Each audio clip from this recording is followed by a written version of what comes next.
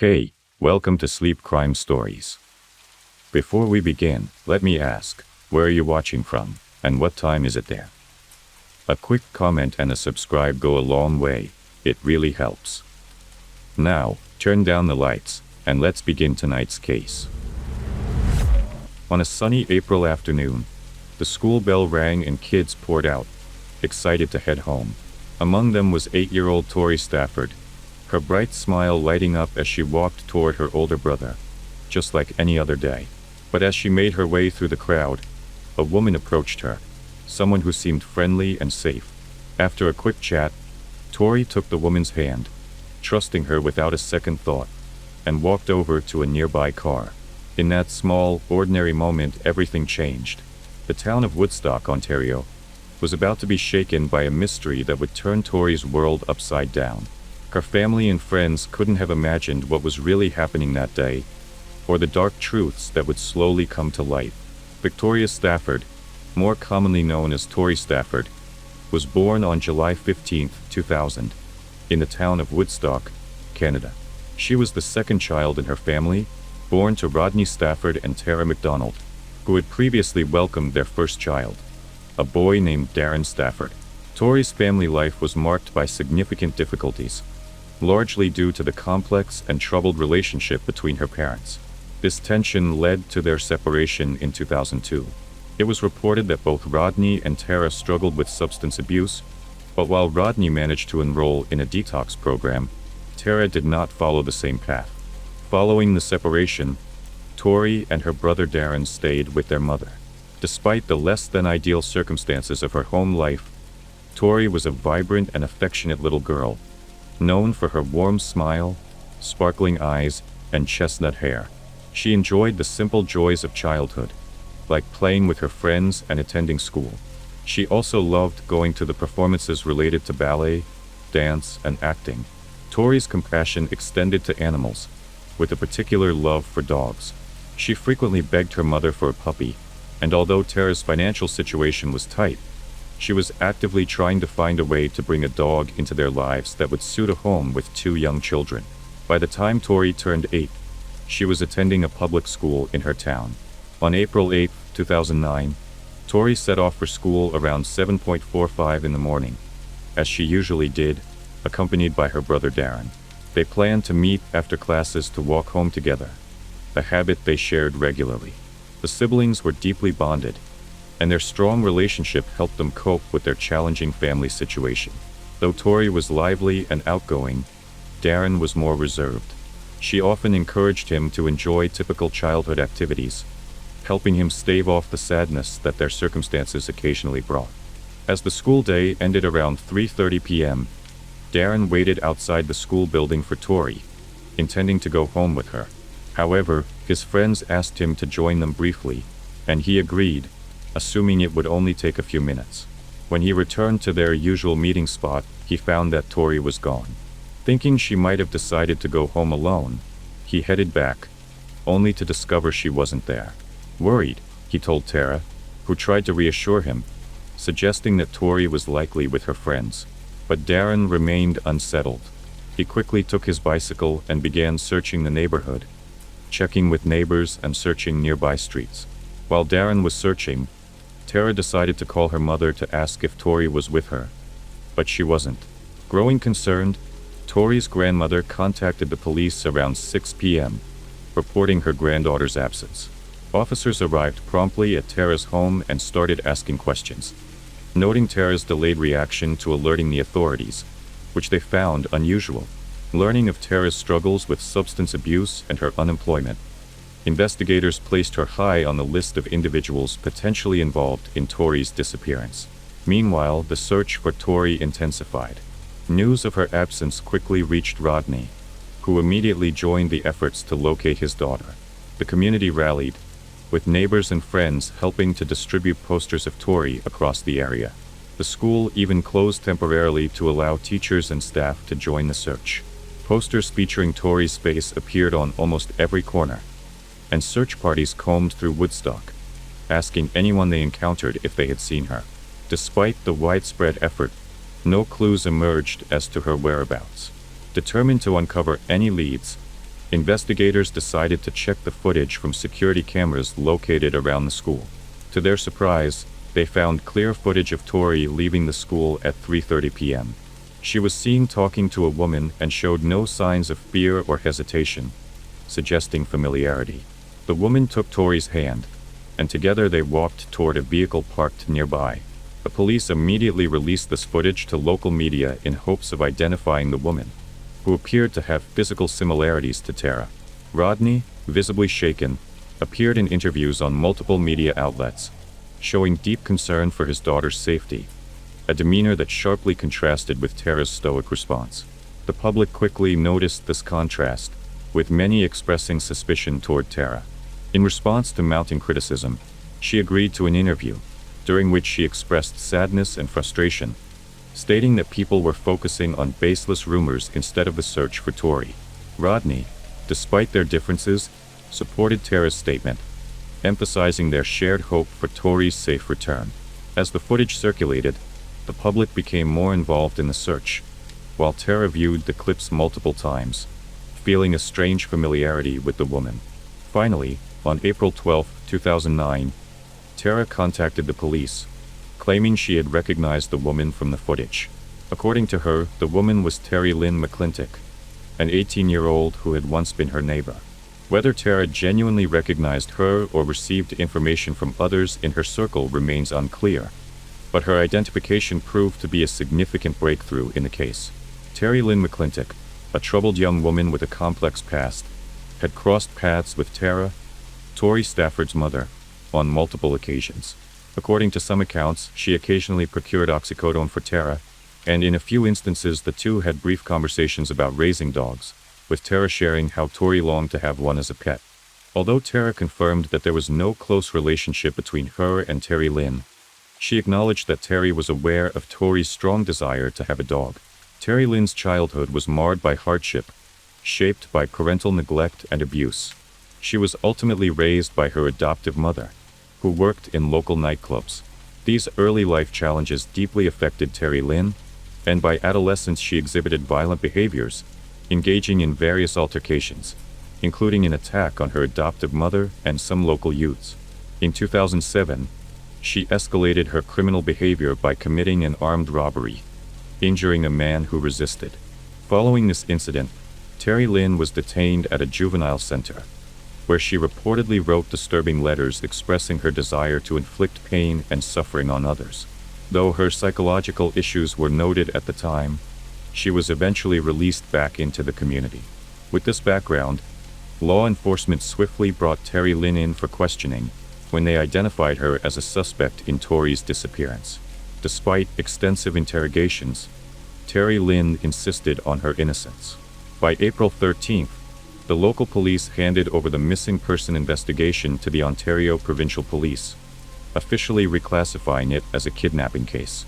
Determined to uncover the truth, the new investigative team monitored Terry Lynn's calls and visits closely, soon noticing her frequent interactions with Michael Rafferty, a 28-year-old man she claimed as her boyfriend. Michael, however, described their relationship as strictly platonic, though he regularly visited her. Born on December 28, 1980 in Woodstock, Ontario, Michael also came from a troubled family background. By 2009, he exhibited aggressive tendencies and had been accused by at least 13 women of physical violence during intimate encounters, often involving attempts to choke them. Continuing their probe, police decided to question Michael during one of his visits to Terry Lynn, framing their inquiries around her recent activities on the day of Tori's disappearance. Unfortunately, they couldn't gather enough evidence to hold him, so they returned their focus to Terry Lynn, increasing the frequency and intensity of their interrogations. Despite mounting pressure, she remained tight-lipped, leading investigators to a standstill. On April 25, 2009, an international television program aired a special segment on Tori's disappearance, drawing significant public attention. To everyone's surprise, the broadcast struck an emotional chord with Terry Lynn, who, 5 days later on April 30th, broke down and confessed that Tori had died on the same day she was taken. Terry Lynn recounted the grim events, providing chilling details of the crime. She explained that on the morning of April 8th, She and Michael were using substances together when he suggested taking a young girl against her will. He specified that the victim should be a child and goaded Tori Lynn, knowing her vulnerabilities, by challenging her courage and hinting she lacked the nerve. Eager to prove him wrong, Tori Lynn went along with the plan. At around 3:15 p.m., they drove to a school nearby and parked at the back. She got out and waited, watching children as they exited until she spotted Tori. Utilizing the information Tara had shared in their conversations, she approached Tori, introducing herself as a friend of her mother and promising that she had a puppy in her car. Innocent and eager to meet the supposed puppy, Tori trusted her, held her hand, and walked with her to the car, where Michael grabbed Tori and forced her into the vehicle. The pair then drove about 80 miles north, keeping the radio on to monitor for news of Tori's disappearance. Confident they hadn't been detected, they made a couple of stops along the way, first at a gas station and then at a department store. Here, Tori Lynn left Michael with Tori and went inside to buy a hammer, garbage bags, and tape. Afterward, they continued driving to a remote field, where Tori Lynn stepped out of the car, knowing what Michael intended to do. According to her account, she turned her back to avoid witnessing the horrors unfolding. However, as Tori's desperate cries echoed from the car, Tori Lynn briefly glanced back and saw the young girl pleading and crying, reaching out for help. Tori Lynn admitted she knew from the outset what would happen and chose not to intervene, claiming she didn't want to be present for the final moments. This confession not only provided the police with the answers they needed, but also shocked the community, bringing an end to the weeks-long search for Tori Stafford. Back in the car, Michael Rafferty unleashed unimaginable cruelty on Tori Stafford. Afterward, Tori Lynn placed a bag over Tori's head and struck her with a hammer, ending her life. Together, they buried her body at the remote location. On the drive back to town, Michael made Tori Lynn numerous promises, that they would always be together and that the police would never catch them. Following Tori Lynn's harrowing confession, investigators immediately headed to Michael's residence to place him under arrest. During the journey, they discovered a security camera and obtained permission to review its footage. The video was a crucial piece of evidence, capturing the pair on their way to commit the crime. In subsequent interrogations, police managed to extract information about the location where Tori's body had been hidden. A search led them to a wooded area, where they found her remains wrapped in garbage bags and secured with tape. On July 20th, the preliminary autopsy report was released, revealing that Tori had suffered multiple hammer-inflicted injuries, with at least 4 blows penetrating her skull, resulting in fatal trauma. She also had 16 fractured ribs and liver damage. However, due to the body's advanced state of decomposition, it was impossible to determine if she had been assaulted in other ways. On July 21, 2009, authorities confirmed publicly that the remains found were indeed those of Tori Stafford. This heartbreaking announcement devastated her family and the community, who had come together in hope throughout the search. A funeral was held for Tori on July 30, 2009, attended by family, friends, and community members who gathered to honor her short but impactful life. The ceremony included heartfelt memories shared by loved ones, and the emotional impact of her case resonated deeply within society. Once the police investigation concluded and all evidence was gathered, the legal proceedings against the 2 accused commenced. Initially, prosecutors considered a joint trial, but eventually decided on separate trials after Tori Lynn pled guilty to first-degree murder. She faced an expedited trial and was sentenced to life in prison without the possibility of parole for 25 years. In contrast, Michael Rafferty maintained his innocence, refusing to testify and claiming no responsibility.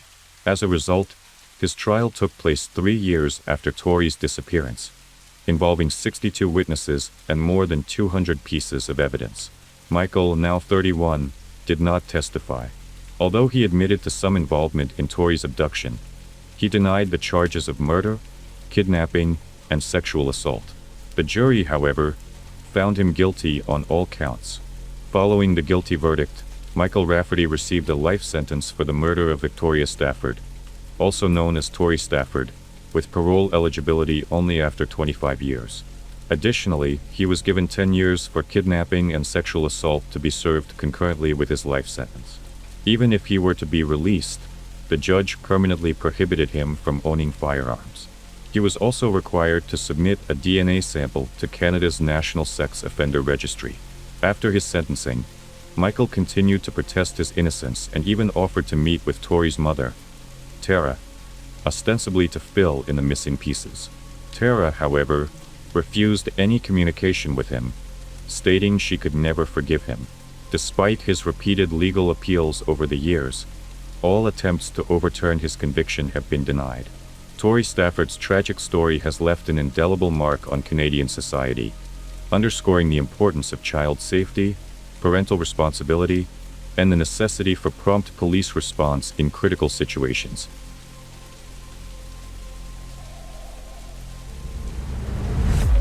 Glory and Moon, a married couple from Hong Kong, have two sons, Hoying and Henry. Henry was born on June 7, 1983, in Hong Kong.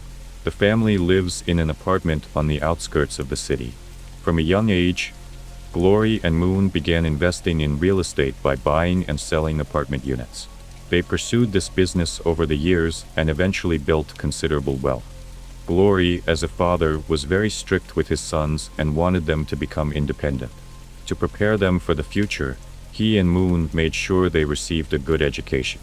Hoying excelled in his studies, but Henry struggled.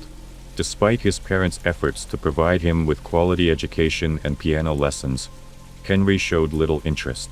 He lived in his own world, focused primarily on investments, women, and gaming. Henry was known to be arrogant, often looking down on others, and was generally a quiet and isolated child. By middle school, he had almost no friends. When he began to receive poor grades, his parents were deeply disappointed. In response, Glory sent Henry to study abroad in Australia at the University of Canberra in 2000.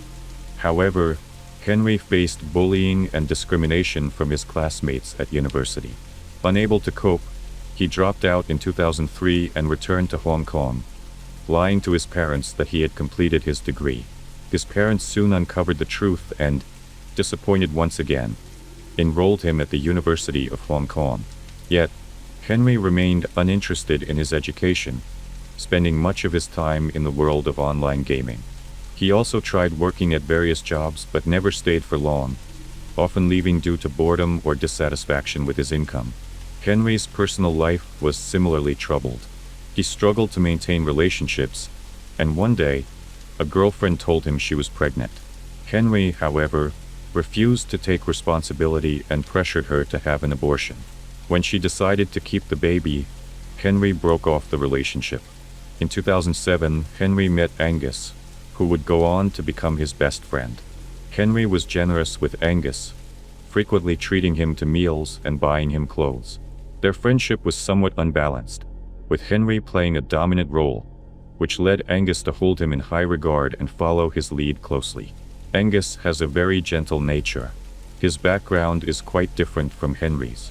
Angus shares a close bond with his mother and older sister, who often worries about him, as he is easily influenced and prone to manipulation. While Angus struggled academically and frequently failed his classes, he had a strong aptitude for mathematics. Throughout his school years, he was often the target of bullying but also received protection from some friends. This shared sense of vulnerability brought Henry and Angus closer, as they both felt a connection in their experiences. Angus's romantic relationships were fraught with difficulties. He married a woman from Indonesia, only to be heartbroken on their wedding night when she confessed that she already had a husband. It turned out she also had another boyfriend and had only married Angus as a way to stay in Hong Kong. Following the failure of his marriage, Angus traveled to New Zealand to reflect and recover. There, he met another woman who ultimately deceived him and drained him financially.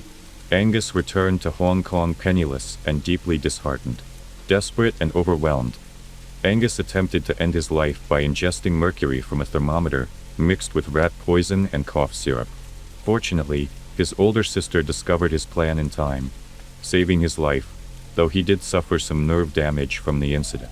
In 2011, Henry's life also took a downturn. He was repeatedly dismissed from his workplace due to his undisciplined behavior, which gradually distanced him from Angus. To make matters worse, Henry had invested heavily in stocks, only to suffer significant losses when their value plummeted. Unemployed and out of money, Henry asked his parents to sell their apartment and split the proceeds 3 ways, between his parents, his brother, and himself. However, his parents refused his request, insisting that Henry find a job and support himself. Feeling rejected, Henry left home, convinced his parents no longer loved him. His resentment grew, fueled by feelings of abandonment and anger. After leaving, Henry disappeared for a while, with no one certain of his whereabouts. Eventually, he reached out to Angus, his only close friend from the past, despite them not having seen each other in a long time. Their bond remained strong, and Angus welcomed Henry, offering him a place to stay. Confiding in Angus, Henry vented his frustrations about his family. He expressed deep bitterness toward his mother, recalling how she forced him to take piano lessons as a child. He also harbored intense hatred for his father, who he described as an alcoholic who often came home late, sometimes taking out his anger on Henry's mother and older brother. Tensions with his parents had been simmering for years, and the argument over selling their apartment had finally escalated, deepening the rift between Henry and his family. On Tuesday, March 5, 2013, Hoying visited his parents' apartment, intending to meet with them. However, he was surprised to find only his brother, Henry, there. When Hoying asked about their parents, Henry mentioned hearing that they had planned a trip to Sangtong, China, for a vacation. Strangely, Hoying had not been informed of any such plans. Over the next 2 days, Hoying repeatedly tried to reach his parents by phone, but his calls went unanswered, leaving him increasingly worried about their safety. On Thursday, March 7, 2013, at Hoying's urging, he and Henry went to the police to report their parents as missing. At the station, Henry explained that the last time he had seen their parents was on Saturday, March 2, 2013, when they met for tea at Langham Place in Mongkok. After that, he claimed to have had no further contact with them. 5 days later, on Sunday, March 10, 2013, the police informed Hoying and Henry that, according to the Immigration Department, there was no record of their parents leaving Hong Kong. Their names did not appear on any flight schedules, nor was there any recent activity associated with their passports. The disappearance of Glory and Moon remained a mystery, leaving family and friends confused and concerned. During this difficult time, while their parents were officially listed as missing, Hoying launched a public campaign. He created a Facebook page asking the public to share any information about his parents' whereabouts, hoping someone might help unravel the mystery. The next day, Hoying and Henry went to the Apple Daily News Agency to report their parents' disappearance. The story of the missing couple quickly captured public attention across Hong Kong, prompting the police to prioritize the case. That day, the police summoned the brothers for a second round of questioning. While Hoying stated that he had no knowledge of his parents' whereabouts, Henry repeated details about his last meeting with them. During the interrogation, however, Henry began sending messages in an online gaming WhatsApp group, confessing shocking details. To the astonishment of his friends in the group, Henry claimed he had killed his 65-year-old father and 63-year-old mother. He also wrote, "I am a psychopath. I cannot empathize with other people's pain because of experiences from my childhood and adolescence. For some reason, I just didn't want them here." Henry's friends, alarmed by these confessions, immediately reported the messages to the police. Later that evening, Henry was allowed to return to his parents' apartment. But early the next morning, at around 7 a.m., the police arrived and arrested him. That same day, at 10:30 a.m., the police also detained 35-year-old Angus at his home. During questioning at the police station, Henry openly admitted to planning the murders as early as September 2012. He had meticulously listed the tools he would need and noted the gruesome steps he intended to take, including dismembering the bodies and draining the blood. By January, Henry had enlisted Angus's help, arranging for him to visit his apartment. Having prepared a list of required items, Henry began purchasing tools such as butcher knives, hammers, lunch boxes, and bleach. Between January and February, to avoid raising suspicion, Henry occasionally asked Angus to purchase various items, though Angus was unaware of Henry's true intentions. In the days leading up to the murder, however, Henry confided in Angus, discussing his plans to kill his parents.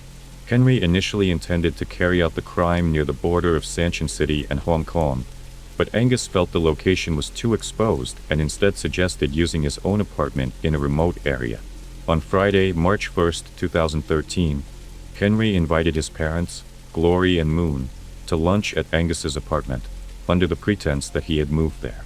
Unaware of his intentions, Glory and Moon accepted the invitation. CCTV footage later showed Henry leading his parents through the apartment lobby. The three of them waited in the lobby until the elevator arrived, then went up together. Once inside the apartment, Henry and Angus initially created a calm and welcoming atmosphere, inviting Glory and Moon to sit down. But the tension quickly escalated when Henry and Angus launched a sudden attack. Angus covered Moon's mouth from behind and plunged a knife into her neck, killing her. Henry then attempted to stab his father in the back, but his father resisted, and in the struggle, the knife in Angus's hand accidentally wounded Henry's thigh. As Henry began to falter, Angus stepped in to help, fatally stabbing Henry's father in the neck. With both parents now dead, Henry left the apartment, still in his blood-stained clothes, and went to the hospital to receive treatment. After getting 11 stitches for his thigh wound, he visited a local market to buy new trousers and changed out of his bloody clothing. That afternoon, Henry returned to the apartment to help Angus with the grisly task of disposing of their parents' bodies. Under the cover of night, they began dismembering the bodies. They preserved some parts with salt to slow down decomposition, stored others in lunchboxes in the freezer, and even boiled or microwaved some with barbecue sauce, intending to eat these parts as side dishes with rice. Other body parts were mixed with sand and cement, placed in plastic bags, and gradually disposed of at a nearby pier. After hours of interrogation, the police decided to search Angus's apartment for evidence.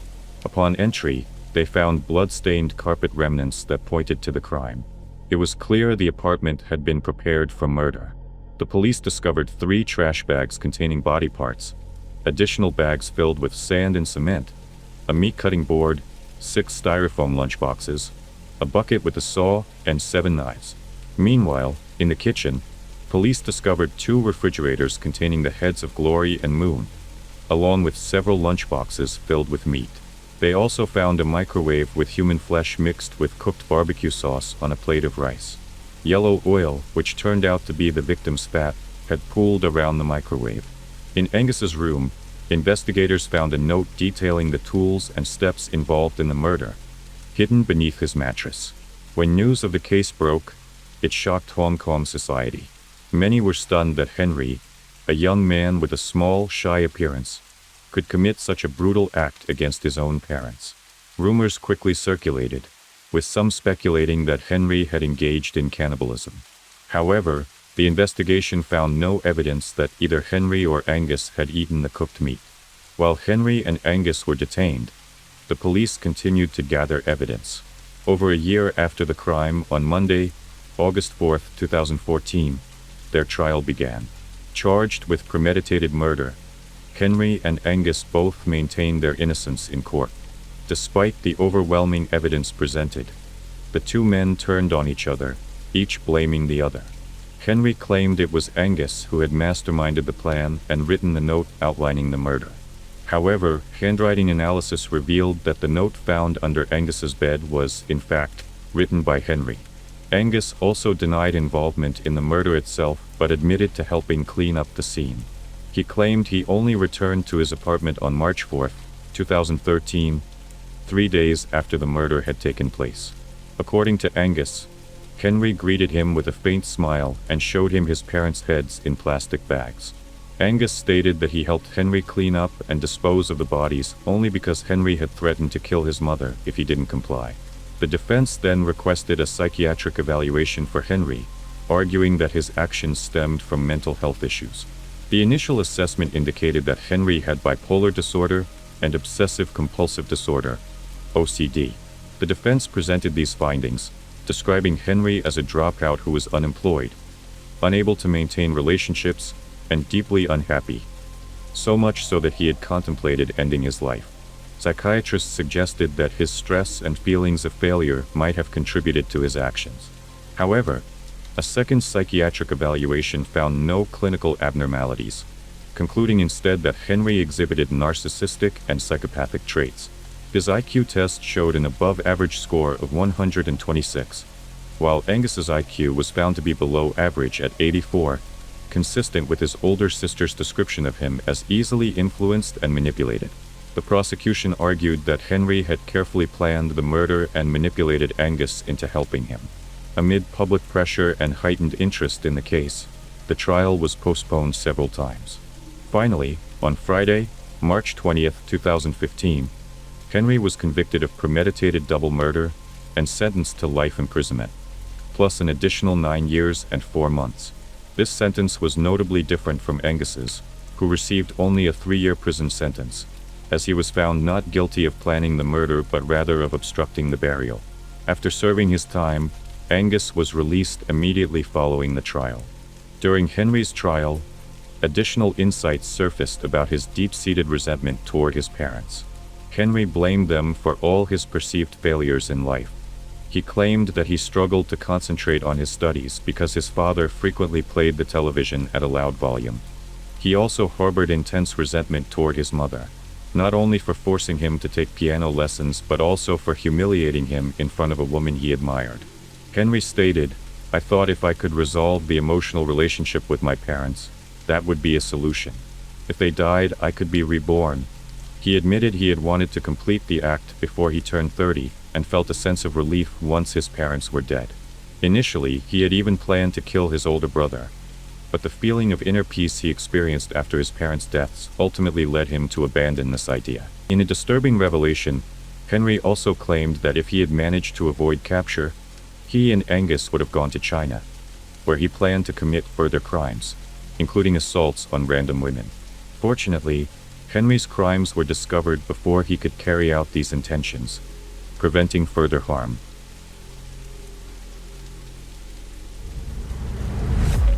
Uruguaiana, located in the state of Rio Grande do Sul, Brazil. This city, with a population of over 120,000, shares a border with Argentina and faces the city of Paso de los Libres, separated only by a river. It was in Uruguaiana that a 29-year-old man named Jonathan Martins del Almeida was born and raised. While little information about Jonathan's childhood is available, it is known that he is the youngest of 7 children and is affectionately called Naco or Nikinho by his family and friends. Jonathan was known as a hardworking and tireless young man, dedicated to helping his family financially. In 2013, Jonathan accompanied his father to Caxias do Sul, approximately 650 kilometers from his hometown, where they both worked as construction laborers on a project. It was during this time that Jonathan met a 51-year-old woman named Lida Nadalina Alves Pinheiro. Despite their 22-year age difference, Jonathan was drawn to Lida and admired her. Not long after, they began dating. A few months later, Jonathan and his father's work contract came to an end, necessitating their return to Uruguaiana. Jonathan left Lida in Caxias do Sul, but they maintained their relationship despite the distance. In the midst of their conversations, Jonathan expressed his desire to move back to Caxias do Sul to live with Lida. Ultimately, he kept his promise and relocated to be with her.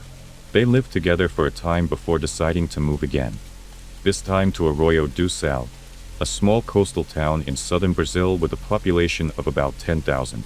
There, Jonathan found a job as an expert in installing home security systems, and he and Lida moved into a house not far from his workplace. Although Jonathan had grown more distant from his family in recent years, he maintained his connections through phone calls, WhatsApp messages, and family group chats, where he often shared jokes and engaged in lighthearted banter. However, in mid-December 2016, Jonathan suddenly stopped responding to messages in the family group.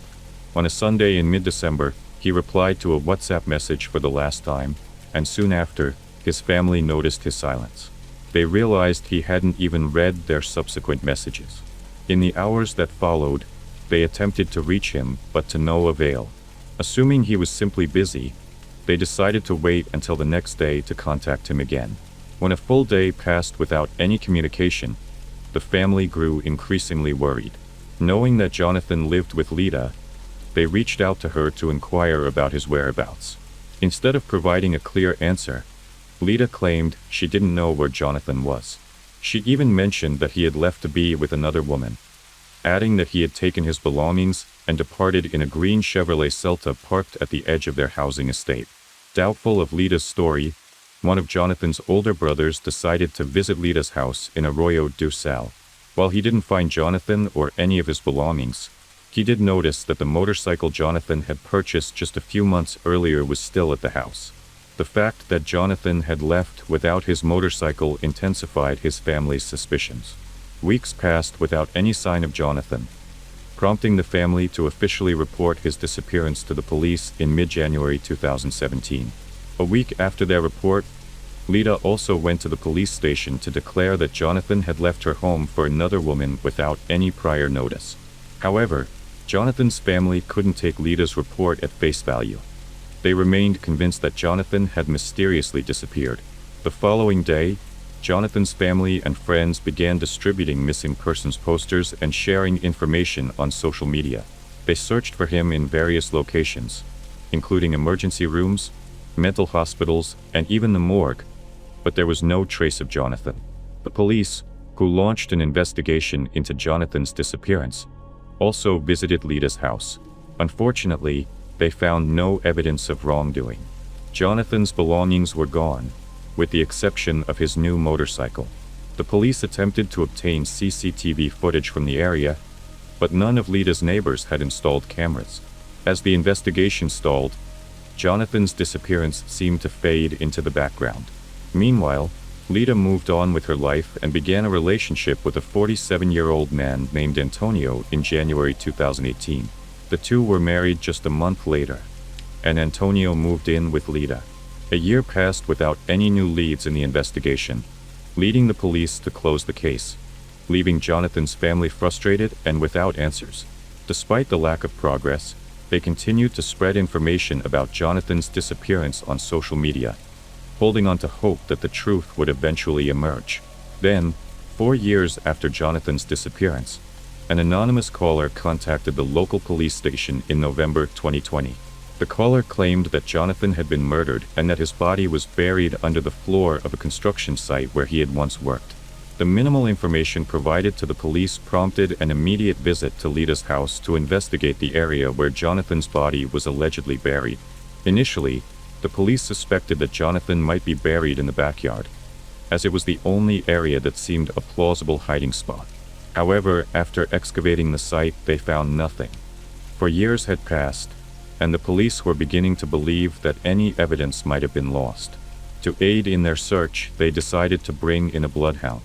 Shortly after arriving, the dog indicated a spot on the living room floor. At first, the dog seemed uncertain, but when the officers began to demolish the floor, the dog showed signs that it had discovered something. Without delay, the officers dug beneath the living room floor and unearthed human remains. The condition of the remains made immediate identification impossible, so they were sent to the hospital for DNA testing and autopsy. Lita was arrested at the scene, and her husband, Antonio, was also taken into custody by the police. When the remains were found under Lita's house, the police were convinced they belonged to Jonathan, who had vanished 4 years prior. However, only DNA testing could confirm this. Jonathan's family in Uruguayana was notified and rushed to the city. Meanwhile, the autopsy results were released. The forensic doctor noted multiple fractures in the skull, suggesting Jonathan had suffered significant trauma from several blows. The separation of the bones indicated that the body had likely been dismembered, potentially to fit into a burial pit. Ultimately, the DNA test confirmed the heartbreaking truth. The remains were indeed those of Jonathan, who had disappeared 4 years earlier. Lita, when questioned, refused to speak without a lawyer and subsequently hired one to communicate with the police. According to Lita's account, on the night of the incident, Jonathan returned home very drunk after spending the entire night at the bar with friends. During the confrontation, he allegedly broke a glass on the kitchen table and approached Lita. In fear, Lita claimed she picked up another glass and struck Jonathan on the head, asserting that her actions were in self-defense. However, when she discovered Jonathan was dead, panic set in, leading her to hide his body and bury it in an empty lot beside her house.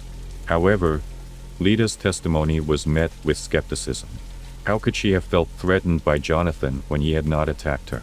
Additionally, the fracture in Jonathan's skull suggested that the object used to strike him was not merely a glass. The police also uncovered other evidence that contradicted Lita's statements, highlighting inconsistencies in her story. They continued to urge her to confess, emphasizing that lying would only worsen her situation. Eventually, Lita admitted to her actions and provided a second version of her story. On the afternoon of December 18, 2016, Lita and Jonathan had a heated argument because Jonathan wanted to end their relationship and start anew. Unwilling to accept the breakup, Lita accused him of infidelity. Although there was no evidence to support her claims, Jonathan, tired of the confrontation, sat down to drink a beer. In a fit of emotion, Lita struck him with a beer bottle, causing serious injury and leaving him helpless. In a panic, she dug a hole in the dirt next to her house and dragged Jonathan's still-breathing body into it. In an effort to fit him into the shallow grave, she mutilated parts of his body with a saw. To cover her tracks, Lita disposed of all of Jonathan's personal belongings and fabricated a story for his family, who were searching for him.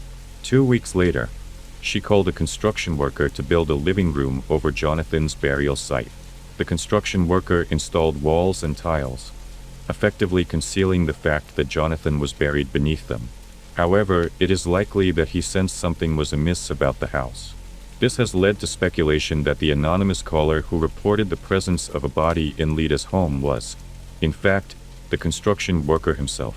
2 years after her arrest, Lita, now 61 years old, faced trial on Thursday, January 19, 2023. Her defense team argued that Lita did not intend to kill Jonathan and claimed that the beating was an unfortunate accident. They asserted that she was unaware of the severity of her actions. In contrast, the prosecution maintained that Lita was guilty of murdering Jonathan, suggesting that her intentions became clear after he ended their relationship. The following day, January 20, 2023, Lita returned to court for the trial's conclusion and to hear the verdict. She was found guilty of murder and sentenced to 18 years in prison, along with an additional 10 months for concealing a body, with no chance of parole. Her husband, Antonio, was also tried that day, accused of being complicit in the murder and of hiding the victim's body. However, Antonio denied the allegations, stating that he had only met Lita a year after the murder occurred.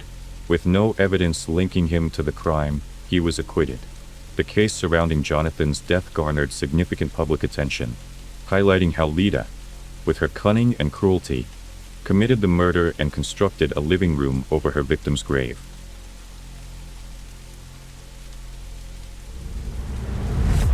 Still with me? Good, that means you're ready for the rest. Don't forget to hit subscribe if you want more cases just like this one. Marlene Mae McKinnon Warren was born on April 15, 1950, in Mount Clemens, Macomb County, Michigan, United States. She was the second of 3 children born to Bill Twing and Shirley Twing. Marlene enjoyed a happy childhood, spending part of her youth on her grandfather's farm in a town north of Detroit. Her family and friends described her as friendly, open-hearted, and always willing to help others. Marlene had a talent for painting and developed a particular fondness for clown characters. At the age of 14, she completed a painting featuring clowns, reflecting her love for them. She married her high school sweetheart at a young age and gave birth to her first child when she was just 15 years old. From this marriage, she had 2 sons, John and Joseph. Tragically, Marlene's first marriage ended prematurely when her husband died in a car accident in Texas, leaving her a young widow at 20. She faced the challenge of raising her 2 toddlers on her own. 2 years later, Marlene married Michael Warren. At the time, Marlene was 22, and Michael was 19, becoming a stepfather to John and Joseph. Marlene was known for her hard work and determination. She became a successful businesswoman in her area, owning 20 rental properties leased to large companies, and also worked as a cargo ship inspector. Marlene and Michael lived in a magnificent house on a spacious plot of land, a testament to Marlene's hard work. Their home was located in West Palm Beach, Florida. While Michael worked as a used car sales agent, running a company called Bargain, his success paled in comparison to Marlene's income. During this time, Marlene enjoyed a life of abundance. She had a loving family, financial security, and a comfortable lifestyle. She even purchased a private plane, which she parked in the expansive area of their property. However, Marlene's life took a turn when Michael was arrested in 1986 for a used car scam. He had been rolling back the odometers on the cars he sold to make them appear to have lower mileage. When customers discovered the deception, one of them returned the car and reported Michael to the police.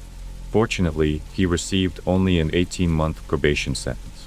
Tragedy struck again in Marlene's life when her first child, John, died in a car accident in 1988 at the age of 22, mirroring the fate of his father. At that point, Marlene was left with only one child, Joseph. In early 1989, between January and February, Michael focused on expanding his business. He opened new Bargain branches and hired numerous employees, including mechanics, marketing teams, office staff, and vehicle printers who were behind on payments. One of the new hires was an old friend named Richard Keene.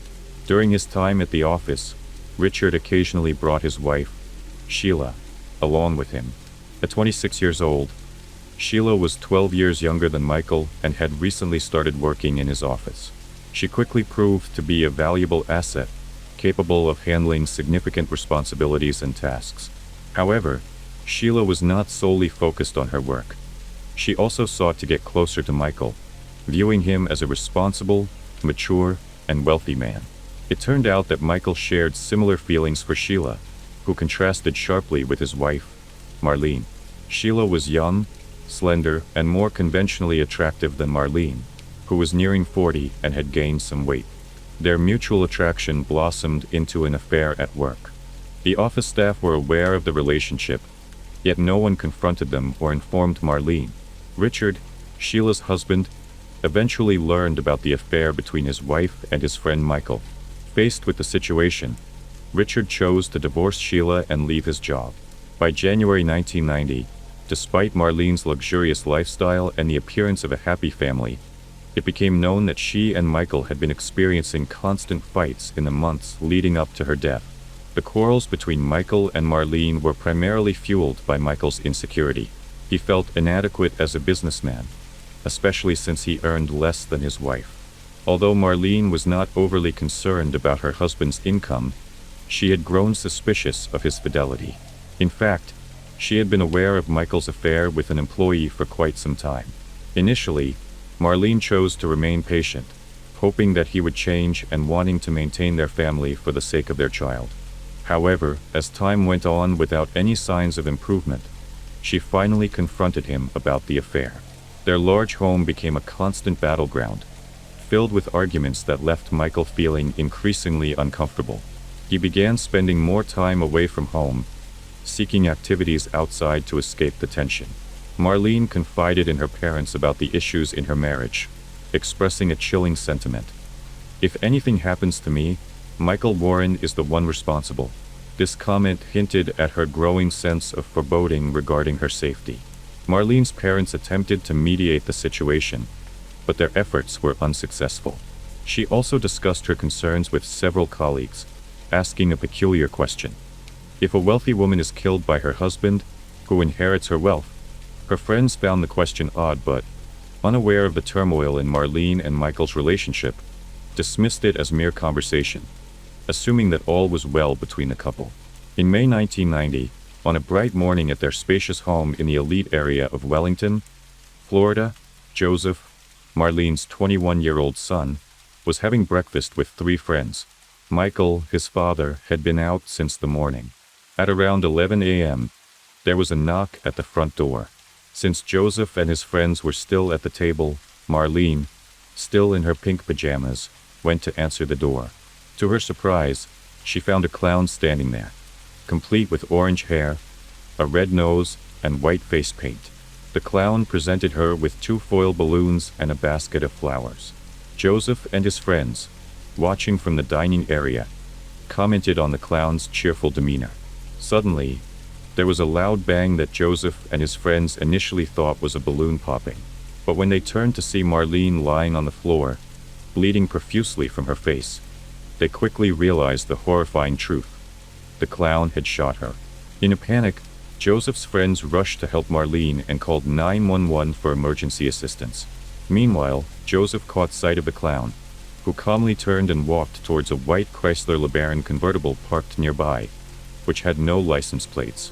Without thinking, Joseph and one of his friends jumped into their car to chase after the clown, but their efforts were futile as the clown sped away, disappearing from sight. The medical team that arrived on the scene quickly worked to save Marlene and transported her to the hospital. Meanwhile, Joseph called Michael, who rushed to the hospital to see his wife's condition.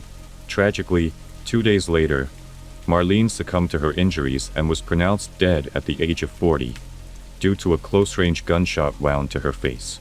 An immediate investigation was launched, including a thorough examination of the crime scene to uncover any new evidence that might reveal the identity of the killer clown.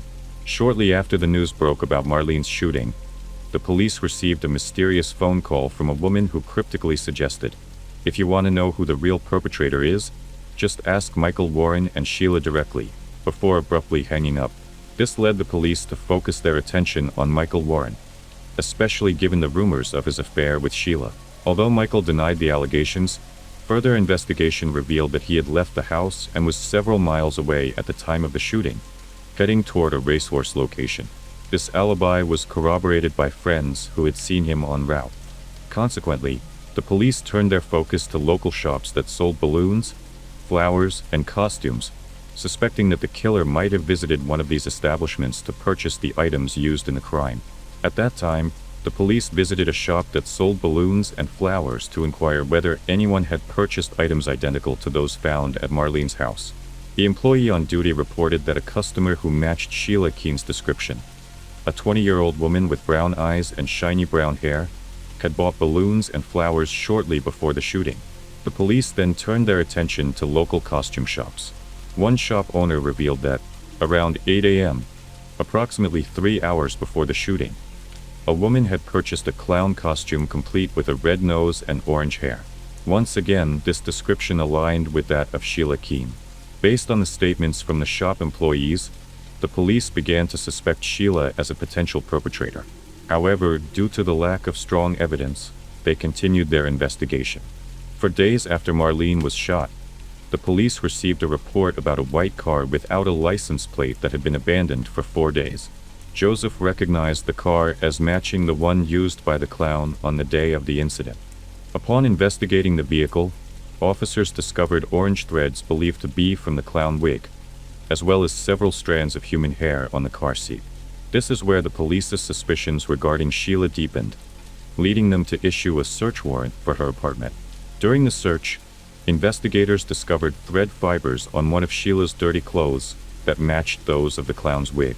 Unfortunately, the police were unable to locate the gun that Sheila allegedly used to kill Marlene, leaving them with insufficient evidence to bring charges against her. At that time, DNA and forensic testing were not as advanced as they are today, allowing Sheila Keene to remain free of any charges and continue living her life.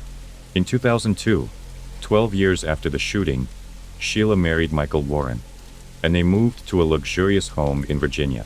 She changed her name to Debbie and opened a burger business called the Purple Cow in 2014. Meanwhile, the case surrounding Marlene's death, which had gone cold since 1990, was reopened due to advancements in DNA testing technology and forensic science. The police promptly conducted DNA analysis on the strands of hair found in the abandoned car, as well as on the orange thread fibers discovered in both the car and Sheila's dirty clothes. After thorough testing and investigation, the police confirmed in 2014 that Sheila was the suspect they had been pursuing all along. Although they had been aware that the perpetrator had been right under their noses, the lack of strong evidence had previously restricted their actions.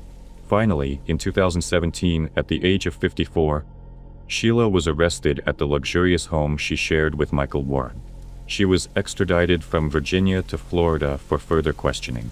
At that time, it was revealed that she had disguised herself as a clown, presenting 2 foil balloons and a basket of flowers before shooting Marlene in the face. After the crime, she fled and abandoned the car she had used at a nearby shop. In 2020, a press conference was scheduled to address the case, but due to the pandemic, it was postponed, and the first conference finally took place on March 30th, 2021. During the proceedings, the defense team repeatedly denied that their client was responsible for the crime. They argued that witnesses at Marlene's house, specifically Joseph and his friends, described the clown as a tall man.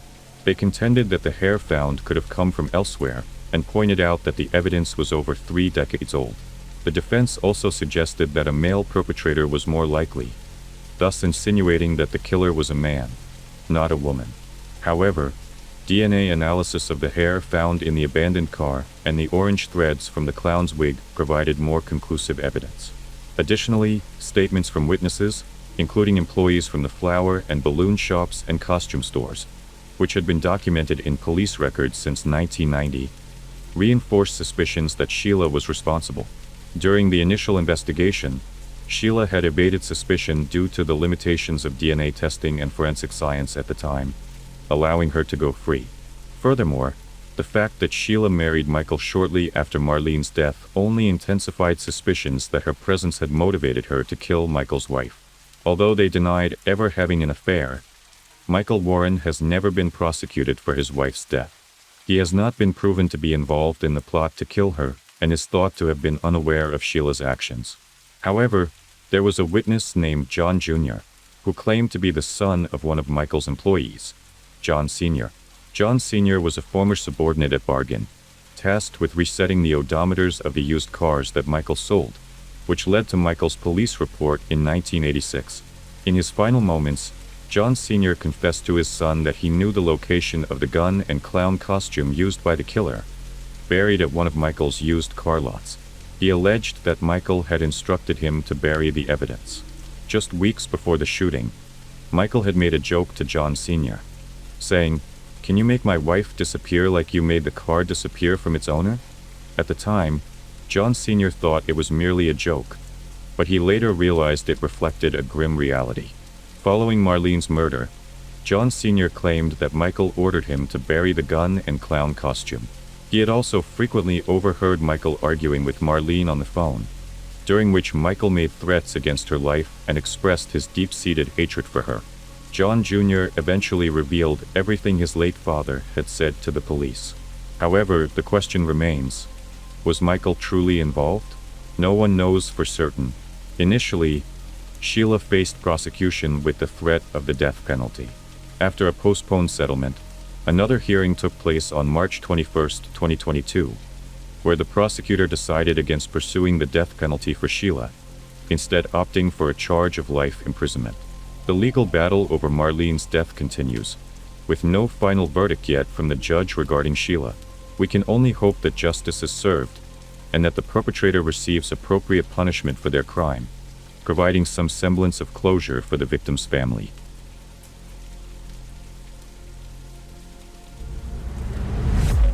San Jose, California, United States, is a quiet area with neatly lined residential houses. The residential neighborhood is well maintained because its residents are diligent about cleaning their surroundings and trimming the weeds in their yards. There are also several vehicles parked along the streets, such as buses, SUVs, and shiny sedans. In addition, American flags are displayed and waving on every porch. However, the city is not without its share of crime, such as theft and carjacking. On June 6, 2003, at 4 p.m., a school bus arrived to pick up students in the Southwind Drive area of San Jose. One of the passengers was 9-year-old Jeanette Tamayo, a 4th grade student at Bellasumble Elementary School. After getting off the bus, Jeanette waved goodbye to the driver and her friends. She then walked towards her home. Upon arriving, Jeanette was surprised to find the front door slightly ajar. The 9-year-old had no negative thoughts, assuming that her mother and older sister had returned from gardening. The girl then closed the door and called out for her mother, but there was no response at all. It turned out that her mother and sister had not yet returned home. Jeanette then went to her room to change clothes and rest. While inside, the girl was startled to find shards of broken glass scattered around. At that moment, Jeanette began to feel anxious. She suspected that an intruder was trying to break into her house. Before long, she heard footsteps and a knock on the door, but she did not want to open it and instead chose to peek through the living room window. Jeanette saw an unfamiliar adult man from behind the door. The man began talking to Jeanette and asked her many questions. This mysterious figure also said that he wanted to come inside the house. Jeanette started to panic as the strange man tried to peer into the house through the window. At that moment, Jeanette became very frightened and began to cry. She then tried to call her mother, but the home phone was unusable. Moments later, Jeanette realized that the phone line had been cut. Before long, the mysterious man forced his way in and opened the sliding door of Jeanette's house. The girl tried to back away and evade him, but the stranger quickly caught her and took her to one of the rooms in the house. There, the man unbuttoned Jeanette's pants and began to assault her. The girl was utterly confused by what was happening to her. She could only surrender and was unable to resist. Afterward, the man tied Jeanette's legs with rope, handcuffed her hands, and gagged her with a cloth. He then dragged the girl to the garage and put her into a car. Not long after, Jeanette heard the sound of a car engine approaching her home. She hoped that her mother and sister had arrived. This time, Jeanette's assumption was correct. Her mother parked the car in front of the garage and saw the stranger trying to abduct her daughter. Jeanette's older brother, Paul, had also noticed from a distance that his sister was being kidnapped by someone. Realizing this, Paul became extremely angry and started to rage. The 14-year-old then grabbed a screwdriver from his car and attacked the stranger. However, the screwdriver was snatched from his hand by the assailant. Paul struggled and became overwhelmed while battling the kidnapper. The teenager was dealt a barrage of blows that sent him staggering and crashing to the ground. The mother, named Rosalina Tamayo, tried to help her son, but the woman was brutally beaten in the face by the kidnapper. At that moment, Paul struggled to get up and ran to the kitchen to grab a pot, trying to hit the kidnapper on the head with it. However, the stranger countered the attack, pummeling Paul until the teenager fell down, battered and bruised. After both of his victims lay helpless, the stranger rushed to his car and drove away with Jeanette inside. The girl saw her mother struggling to stand and trying to chase after her, albeit weakly. Jeanette watched as Rosalina grew farther away, realizing that her mother was staggering while enduring immense pain. Jeanette couldn't hold back her tears, but she couldn't scream because her mouth was gagged with cloth. In her heart, she felt very sorry for her mother, whose face was smeared with red marks. The girl was also deeply worried about Paul, who was unconscious after falling with severe injuries. In an instant, Jeanette's thoughts became chaotic, and her vision started to blur from the tears she couldn't wipe away. At Paul's house, he had begun to regain consciousness after fainting.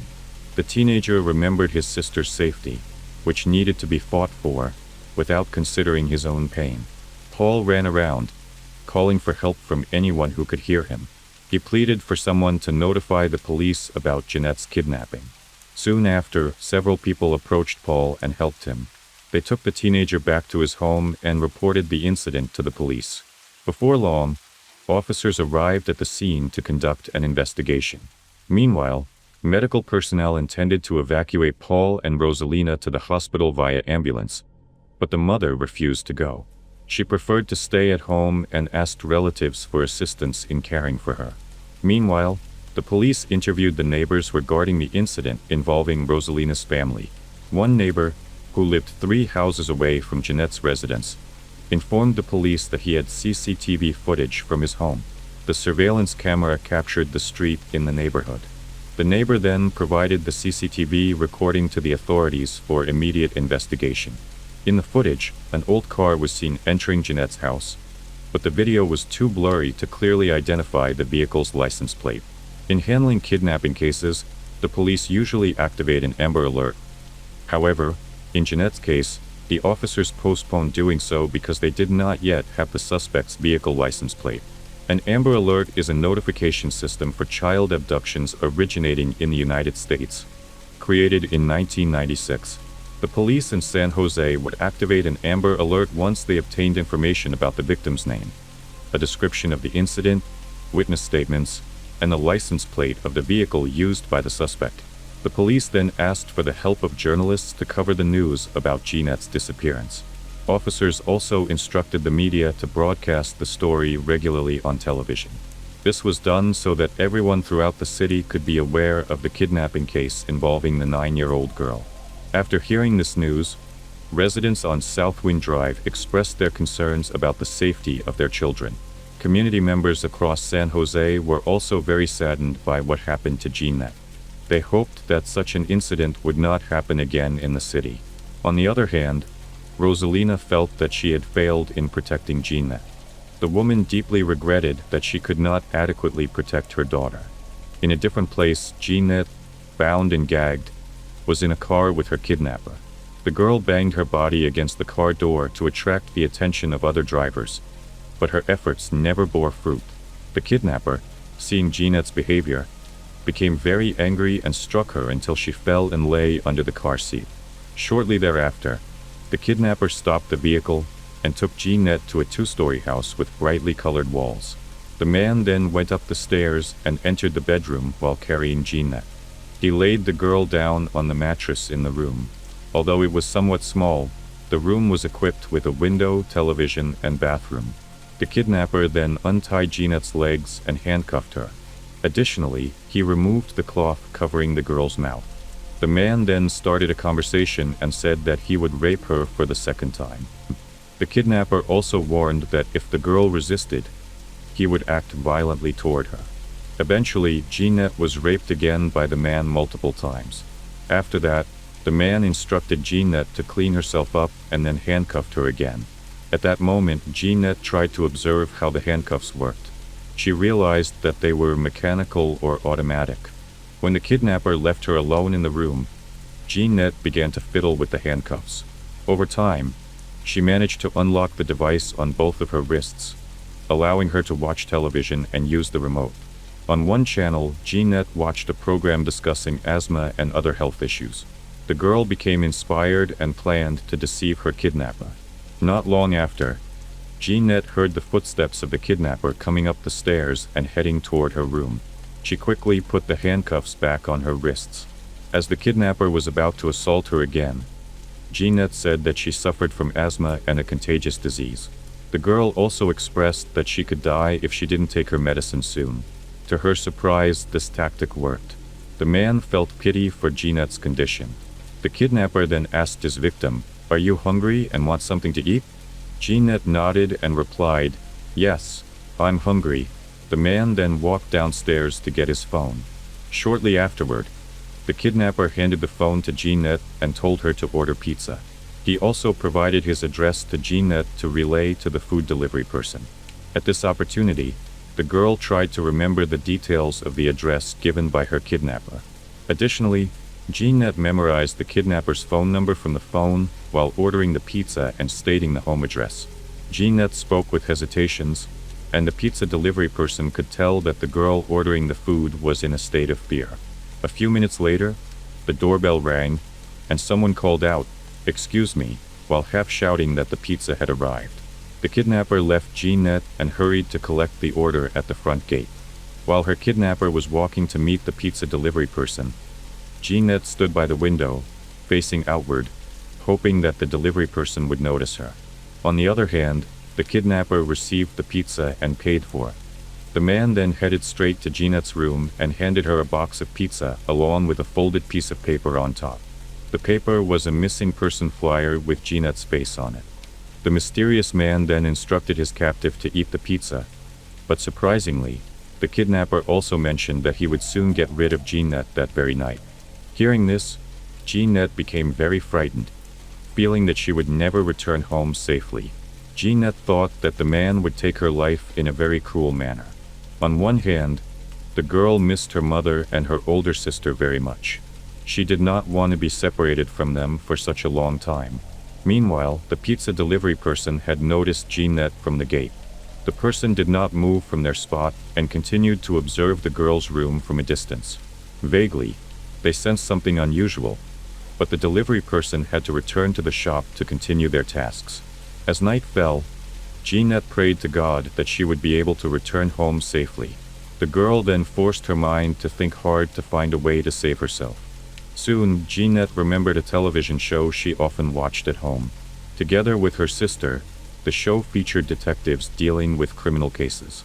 From there, Jeanette learned that a detective needed fingerprint evidence to identify the perpetrator. Not long after, the girl took the kidnapper's watch from a small table in the room. She also grabbed a turtle-shaped toy and the kidnapper's underwear that had been left in the bathroom. By taking these items, Jeanette hoped that the police could collect samples from the kidnapper's body. Jeanette then stored these items in the empty pizza box. Next, she placed the box under her bed. Shortly afterward, the kidnapper returned to her room and asked if the girl had eaten her pizza. Jeanette said that she had eaten all the food. Fortunately, the kidnapper did not check the food box or look for the items that Jeanette had taken. The man then left the girl alone in silence for a while.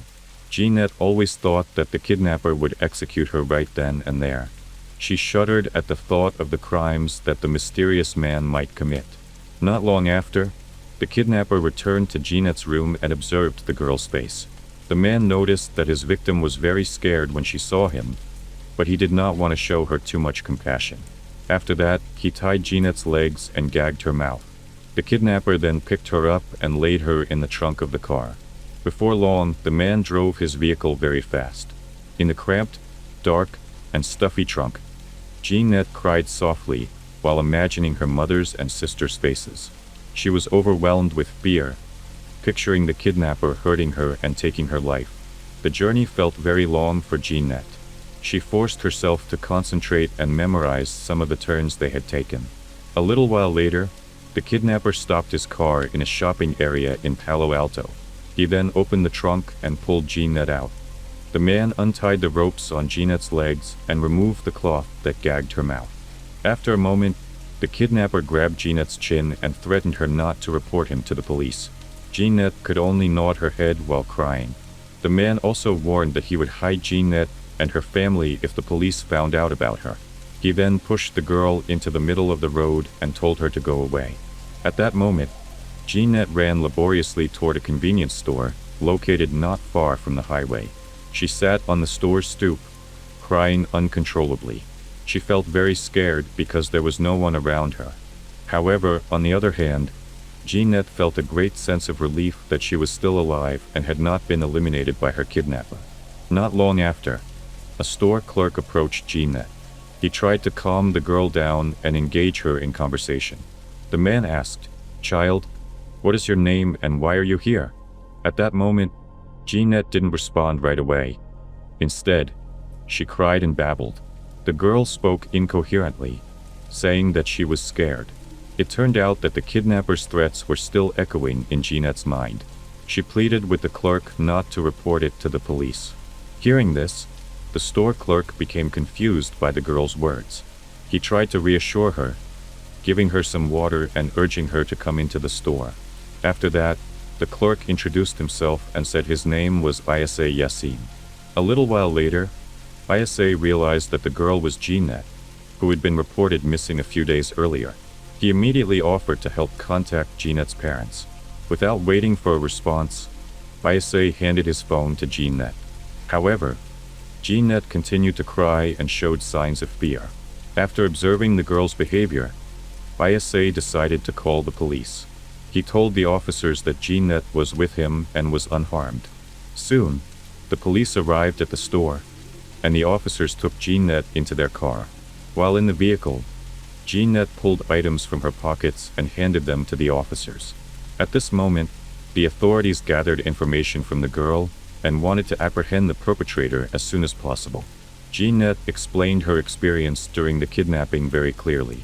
The girl was also able to remember the kidnapper's home address and his phone number well. In fact, Jeanette could recall every turn she took to get to the kidnapper's house. She even drew a map showing the direction to the mysterious man's residence. Jeanette then handed the drawing to a detective named Heather Rendell. Seeing this, the detective was amazed by Jeanette's intelligence. Additionally, the girl shared her experience of being instructed to order pizza by her kidnapper with the police to confirm her statements. The officers inquired with the pizza shop owner about that address. It turned out that the information matched what Jeanette had said. The police immediately rushed to the house indicated by the girl. Upon arriving there, they conducted a raid and searched the perpetrator's home. At that time, the kidnapper was in the attic of his house. He resisted the officers and attempted to escape. Eventually, the police deployed several tracking dogs to subdue the suspect. The dogs successfully bit the kidnapper's leg, bringing him down helplessly. The perpetrator was then subdued by the officers and taken to the police station. There, he was interrogated very firmly by the detective. Through this interrogation process, it was discovered that the suspect had several aliases but revealed that his real name was David Montiel Cruz, a 26-year-old man. He also admitted to frequently committing kidnapping and abuse against minors. Meanwhile, Jeanette had been taken to the hospital and was reunited with her mother and sister.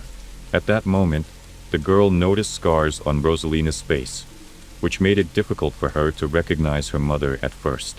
However, it didn't take long for Jeanette to recognize her mother while crying. Rosalina, seeing her daughter safe, felt extremely relieved and happy. Sometime later, the trial for Jeanette's case was held at the San Jose court. In that trial, David was sentenced to 102 years in prison for his actions against Jeanette and other victims. Jeanette was very grateful to have escaped that ordeal and felt that the perpetrator received a fitting punishment. She also vowed to help many people out there who were struggling and experiencing kidnapping and assault. The girl aspired to become a detective and wanted to assist victims of crime. After several decades, Jeanette was reunited with the detective who had helped her. They embraced each other and happily exchanged stories. At present, Jeanette is still undergoing training to become a detective, while Heather has been promoted to head the San Jose Police. In 1986, a man named Thomas Hawks, or commonly known as Tom, was 39 years old. Tom had recently divorced his wife and was living with his 2 teenage sons. One evening, Tom was having dinner with his sons at a restaurant near his home in California. There, he was captivated by a woman he found very beautiful and elegant. Tom kept looking at the woman until she finally noticed that he was staring at her. Since Tom was a cool widower with a strong build and a rugged beard, the woman named Jackie, who was single and 29 years old, was also interested in him. Tom then approached Jackie, who, as it turned out, was indeed single and 29.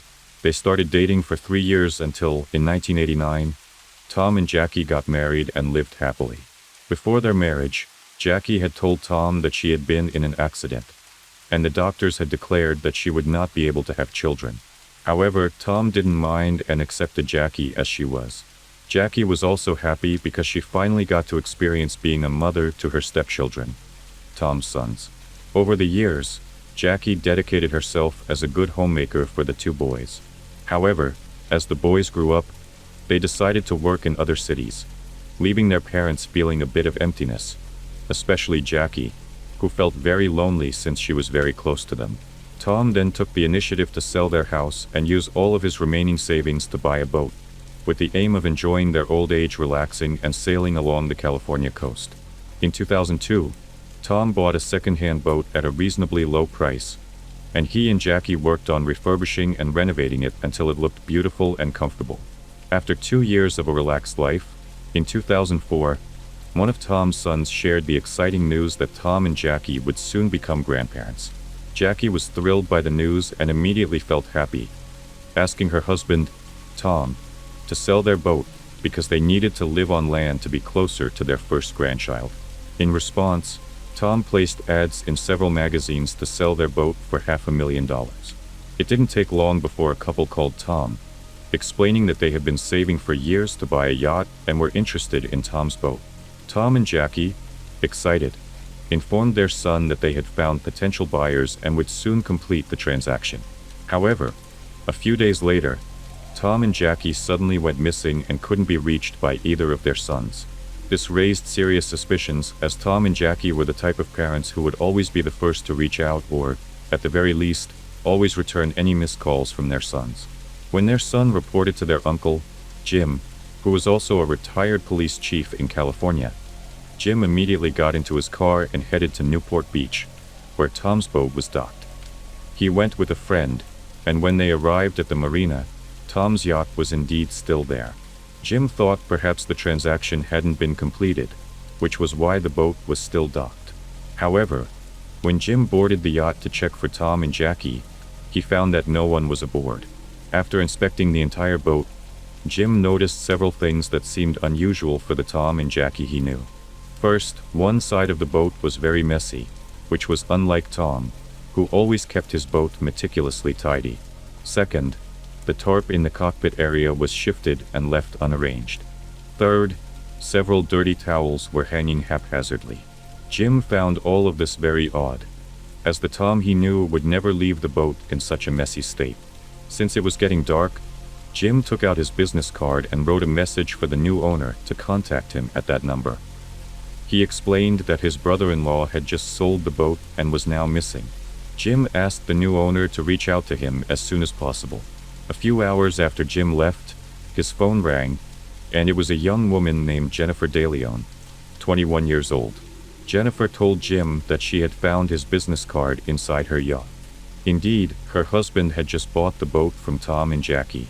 However, like Jim, Jennifer admitted that they had trouble reaching Tom, as they had a few questions about the boat's controls. In addition, some personal belongings of Tom and Jackie had been left in the boat's closet, so they were also trying to return those items to them. Jennifer explained that the last time they saw Tom and Jackie was when they completed the transaction. After her husband handed a suitcase of cash to Tom and Jackie, the couple immediately got into their car and drove off. Since then, both Jim and Jennifer had been unable to contact Tom and Jackie. Jim then asked Jennifer if she had any idea where the couple might have gone, but Jennifer replied that she didn't know, as they hadn't discussed personal matters, only the details of the boat transaction. However, Jennifer did recall hearing a conversation between Tom and his wife, Jackie, in which Tom mentioned wanting to buy a house in Mexico, near the Arizona border where his sons lived. Jim thanked Jennifer and asked her to inform him if she learned anything about Tom and Jackie's whereabouts. Jennifer asked Jim to do the same if he found out anything.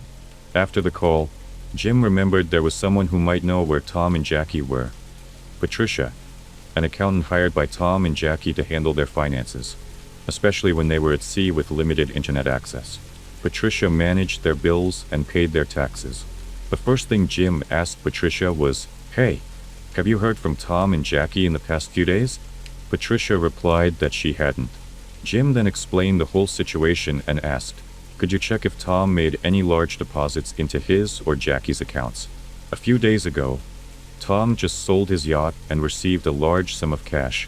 After checking, Patricia confirmed that no money had been deposited into any of Tom or Jackie's accounts. Jim and Patricia both paused for a moment, trying to figure out why Tom and Jackie hadn't deposited such a large amount of money. It seemed something was wrong. Extremely concerned, Jim immediately called the Newport Beach Police Department in California to report Tom and Jackie's disappearance. The first step the police took in the case was to gather information from the young couple who had bought Tom's yacht, Skylar DeLeon and his wife, Jennifer. Upon investigation, police discovered that Skylar, who was 25 at the time, was a former convict who had previously been imprisoned for armed robbery. This raised immediate red flags, and the investigation quickly focused on the DeLeon family, who were the last known people to see Tom and Jackie. Skylar was summoned to the police station to give his statement. There, he was asked to explain his last interaction with Tom and Jackie.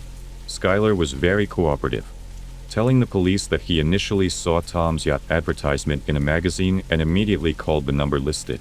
After speaking over the phone, he and Tom met a few days later to do a test drive of the yacht. After the test drive, Skylar told Tom he loved the yacht and would complete the payment soon.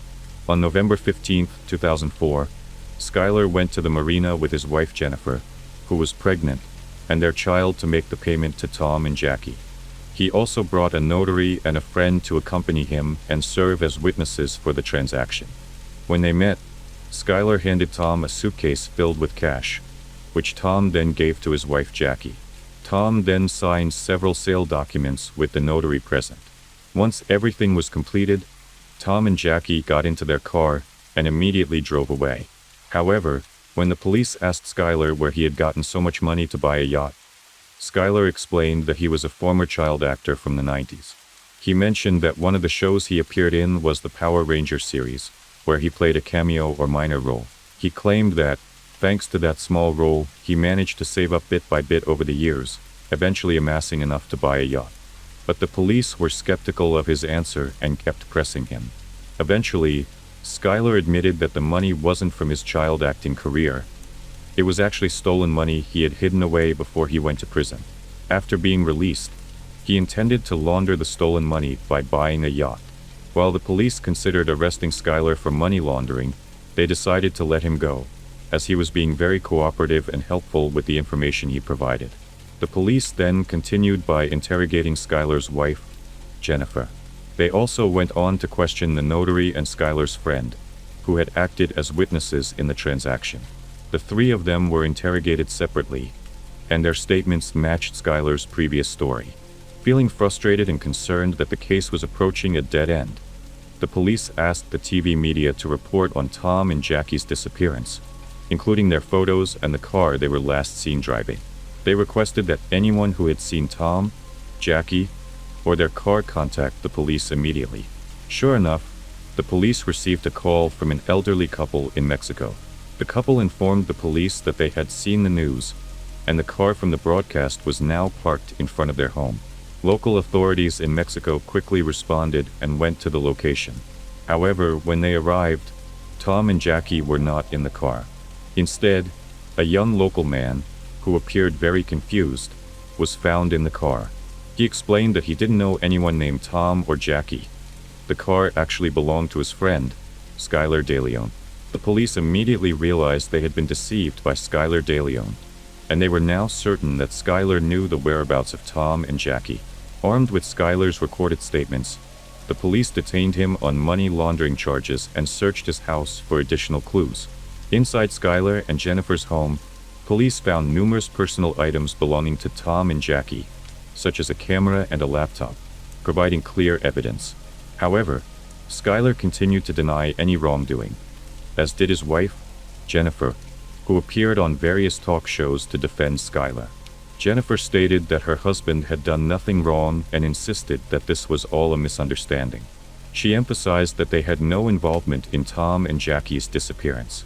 However, the police were no longer willing to be deceived by the DeLeon family's claims. They decided to reinterrogate both the notary and Skylar's friend, who had served as witnesses to the transaction. Kathleen Harris, the notary, came to the police station and endured hours of questioning that left her physically and mentally exhausted. Finally, she broke down and admitted that she had never actually met Tom and Jackie. It had all been a hoax. She had simply been paid by Skylar to validate the sale documents. The notary swore to the police that she had no knowledge of what had happened to Tom and Jackie. The police then turned to the other witness, Skylar's friend Alonso McCain. Initially, Alonso stuck to Skylar's original story, but the police urged him to stop lying, informing him that the notary had already confessed to the falsehoods. Shocked, Alonso apologized and promised to tell the whole truth after being promised a reduced sentence. Alonso explained that he met Skylar when they served time in the same prison and had maintained their relationship after being released. In 2004, Skylar approached Alonso, asking for his help to get rid of Tom and Jackie, with a promise of $1 million in payment. On November 15th, Skylar, Alonso, and another man named John Kennedy gathered to execute their plan. John Kennedy was a local thug in California recruited by Skylar to assist them. The three of them went to the marina to do a test drive of the yacht with Tom and Jackie. However, before they boarded the boat, Tom canceled the test drive, citing that it didn't seem like a good day. Skylar immediately called Jennifer to come with their baby. The baby managed to change the initially awkward dynamic into a warmer atmosphere. Tom, who had been hesitant, eventually softened and agreed to sail with them. Just as they were about to board the boat, Jennifer told Tom and Jackie that she wouldn't be joining them because the baby was a bit fussy. At that moment, Alonso noticed Tom's expression change to one of awkwardness and suspicion. However, since Tom was already committed to the test drive, they set sail together. Once they were out in the open sea, Skylar and John approached Tom, telling him they wanted to show him something down below deck. Jackie stayed in the kitchen while Alonso went with Tom to the bedroom. However, Jackie heard sounds of a struggle coming from the bedroom.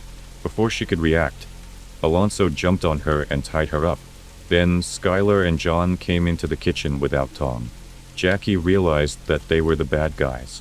She was forced down to the bedroom to sit beside her husband, who was tied up on the bed. Jackie glared angrily at Skylar and asked why he was doing this to them, especially after they had just met his beautiful wife and lovely child. Jackie just wanted to return to shore and be reunited with her family. However, Skylar didn't care and went back up to pilot the boat to the pre-planned location. In the cabin, Alonso admitted that he could see Tom trying to calm himself and saying that whatever happened, they would face it together.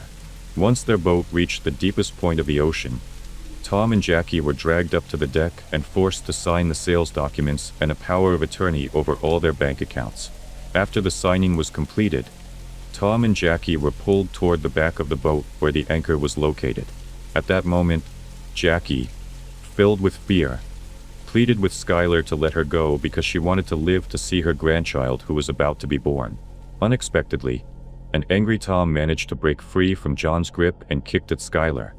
But unfortunately, John, who was muscular, quickly caught Tom again. Tom was then made to sit on the floor with Jackie, their backs pressed against each other, and their hands handcuffed together. Skylar ordered John to move the anchor toward the back of the boat and then chain Tom and Jackie's bodies together.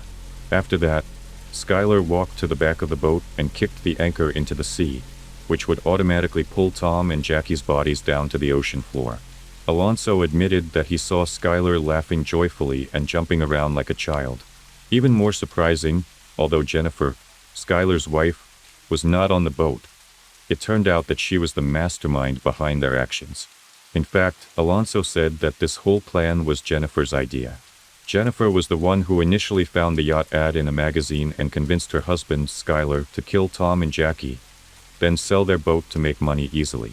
Jennifer also intentionally brought their small baby along so that Tom and Jackie would be softened and fall into their trap.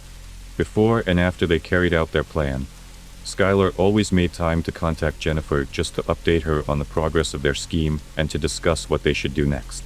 The most shocking part of this case was Jackie's camera. When the police found the camera at Skylar and Jennifer's home, they reviewed its footage and discovered a video recorded by Jackie herself. In the video, Jackie expressed her happiness about selling the boat and being able to reunite with her children and grandchildren. However, when the police tried to view the subsequent recordings, the video switched to footage recorded by Jennifer, showing their small family celebrating a Thanksgiving dinner while playing with their little daughter. This happened just a few days after they had killed Tom and Jackie, which was extremely inhumane given that they had just committed such a heinous act. Jennifer and Skylar even used the camera to record all of their family activities without feeling any guilt. In the end, Alonso was sentenced to 20 years in prison. Jennifer De Leon received a life sentence, while Skylar De Leon and John Kennedy were sentenced to death.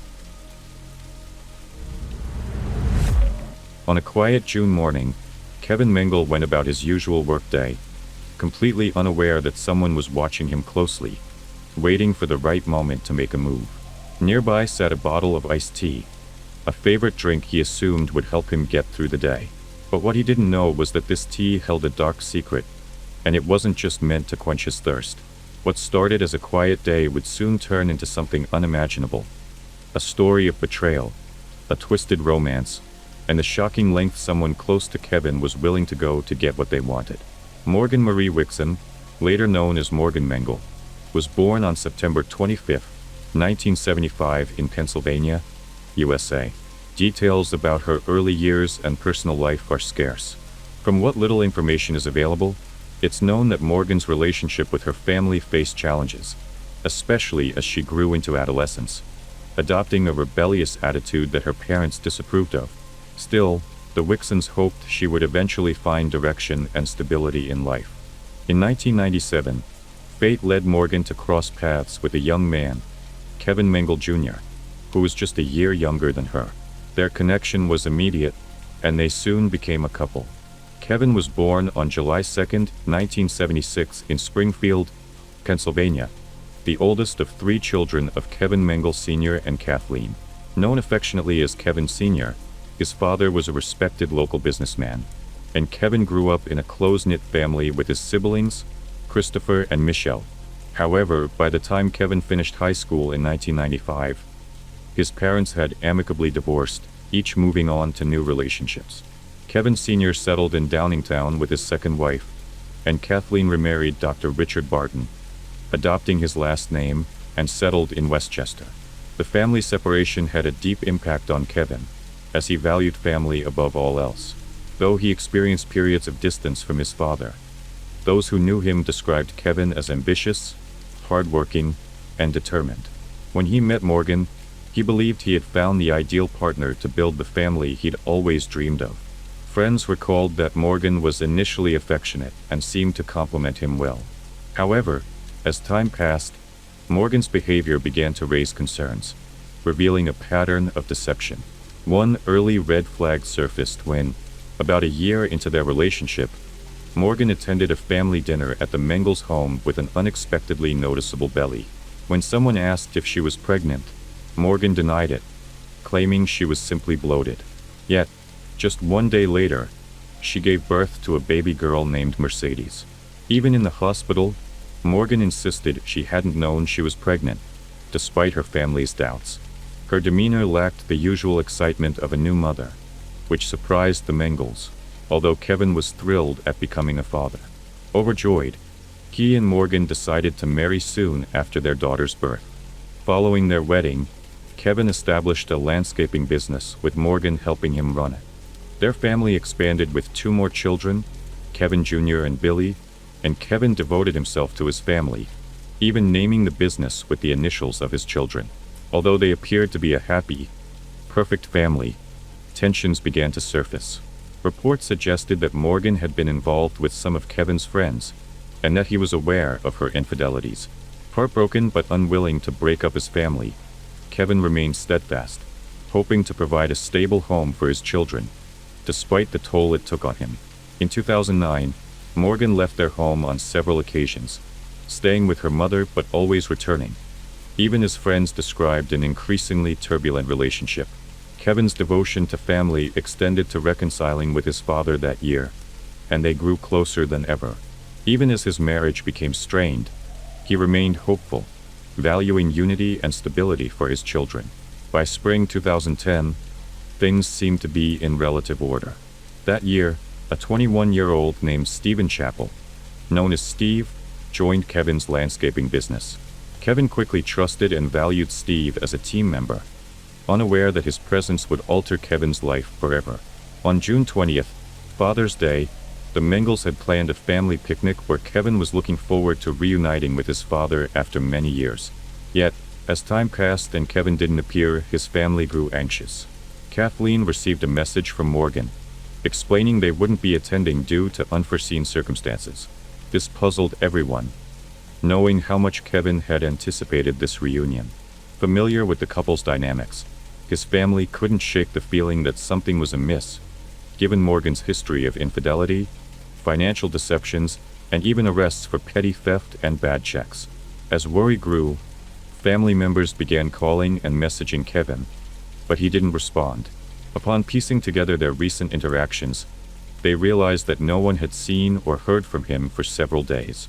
For Kevin's family, his silence was uncharacteristic and concerning.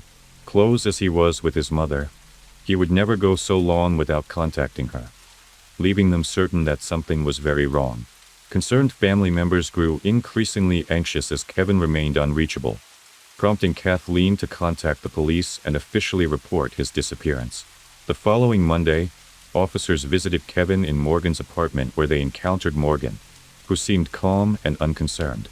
She explained to the officers that Kevin had messaged her to say he was fine, but needed a break, instructing her to take over the landscaping business temporarily.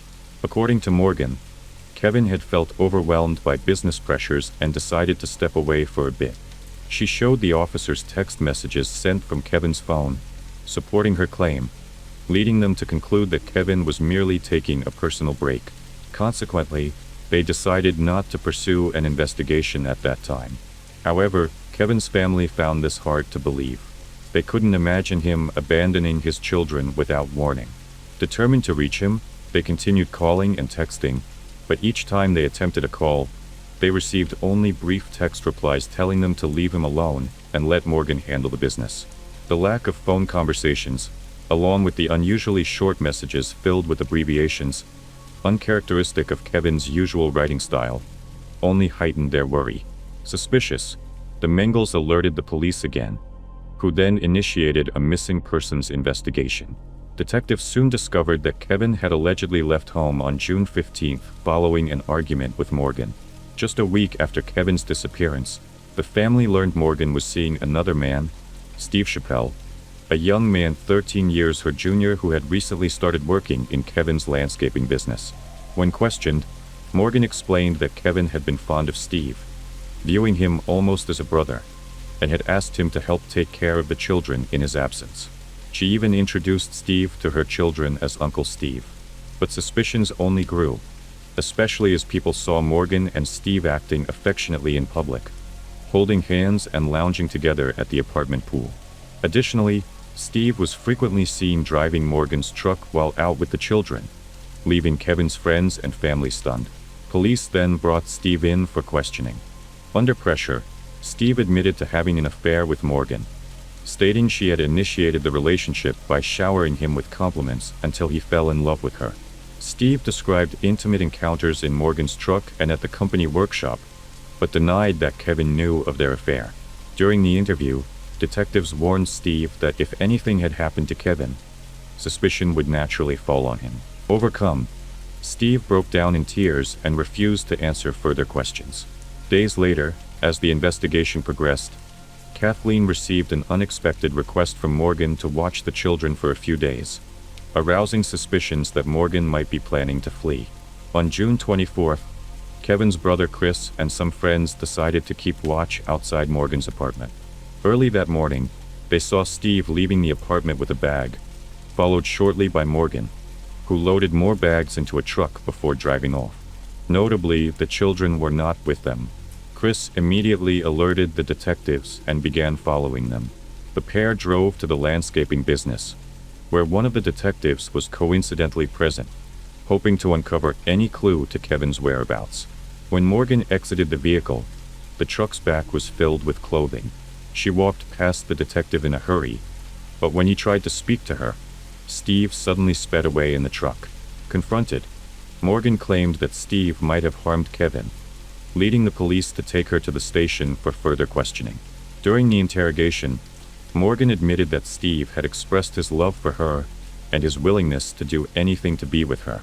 When detectives asked if she thought Steve had hurt Kevin, she quickly revealed that Steve had struck Kevin in the back of the head with a shovel. Morgan was then left in the interrogation room while police used phone tracking to try to locate Steve. Though they didn't find him immediately, they uncovered something far more incriminating: an extensive exchange of messages between Steve and Morgan. Realizing these texts might hold clues to Kevin's disappearance, a dedicated team spent hours analyzing the conversations. That same afternoon, they discovered the extent of the chilling plan Morgan and her lover had devised to eliminate Kevin and gain control of the business and children.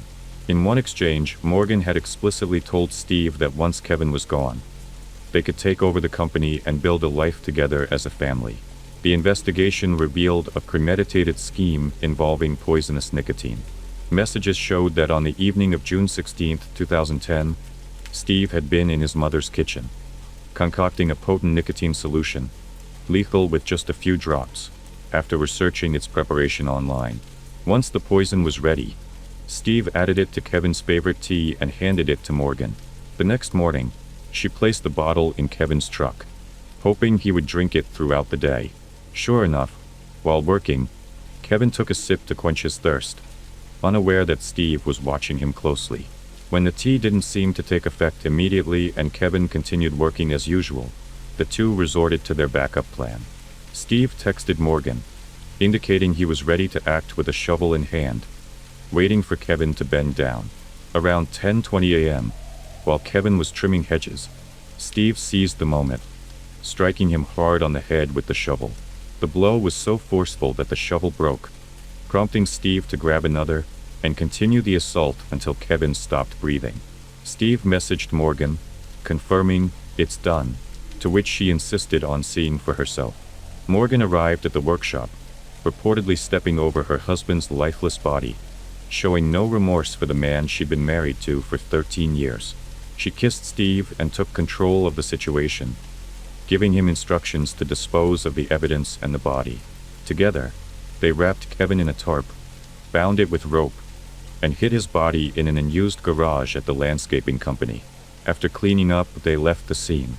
According to court records, they appeared to take satisfaction in their actions, with Morgan even joking about endorsing the brand of tea they used in their failed poison attempt. For days later, Steve transported Kevin's body to a wooded area behind his former high school, where he buried him in a shallow grave he had dug in advance. Meanwhile, Morgan began using Kevin's phone, sending texts to his family, friends, and even herself, attempting to create the illusion that he was still alive and simply taking time away. However, she failed to consider that technology could reveal both phones' locations as the same, a clue that would soon unravel their plan. While still at the police station, Morgan was confronted with the incriminating messages, and she was promptly placed under arrest. By tracking their cell phone locations, authorities found Kevin's burial site shortly afterward. 2 days later, Steve, who had fled to Colorado in Morgan's truck, was apprehended. Although he initially resisted extradition, he eventually agreed to return to Pennsylvania, where he tearfully confessed to everything. On July 18th, a memorial service was held for Kevin, with his family asking for donations to a trust fund for his children instead of flowers. The children were left in the care of Kathleen and her husband, with support from extended family, as they faced the challenge of helping them cope with the tragic loss of their father and the absence of their mother. As the family mourned, they found solace in knowing the perpetrators of Kevin's murder were behind bars and facing justice. During the trial, shocking evidence emerged that revealed Morgan's depravity. From prison, she had sent Steve letters claiming she was pregnant with twins and that he was the father, hoping to manipulate him into taking sole responsibility for the murder. She even sent fake birth certificates, describing the twins in detail, but investigators quickly exposed her lies. Ultimately, Steve cooperated with authorities, becoming the prosecution's key witness at Morgan's trial. He recounted how their affair began, how Morgan persuaded him to participate in the plan to kill Kevin with nicotine poison, and when that failed, to attack Kevin with a shovel. Steve described burying Kevin's body behind his high school and the extensive communication between him and Morgan before, during, and after the murder. Morgan continued to attempt deception, even posting messages on social media to imply Kevin was simply taking time off. However, Steve revealed that she had tried manipulating him from prison by pretending to have given birth to twins, hoping he would take the fall. On February 3, 2012, a twist arose when a judge declared a mistrial due to the testimony of a police sergeant who mentioned an interaction with Morgan's father, implying she was capable of heinous actions. This comment was deemed prejudicial, leading to a new trial. Despite the setback, the Mengel family remained hopeful that justice would prevail for Kevin. The second trial began on February 5, 2013. At her initial hearing, Morgan, now 37, pled guilty to first and third-degree murder, conspiracy, and possession of a deadly instrument. Sentenced to life without parole and an additional 20 years on probation, Morgan expressed remorse through a statement read by her attorney, acknowledging the void she had left in Kevin's family.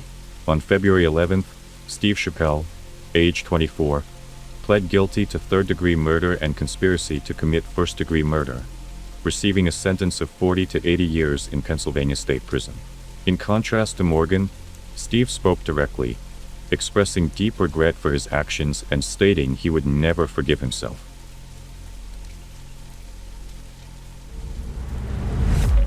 The scene was unsettling.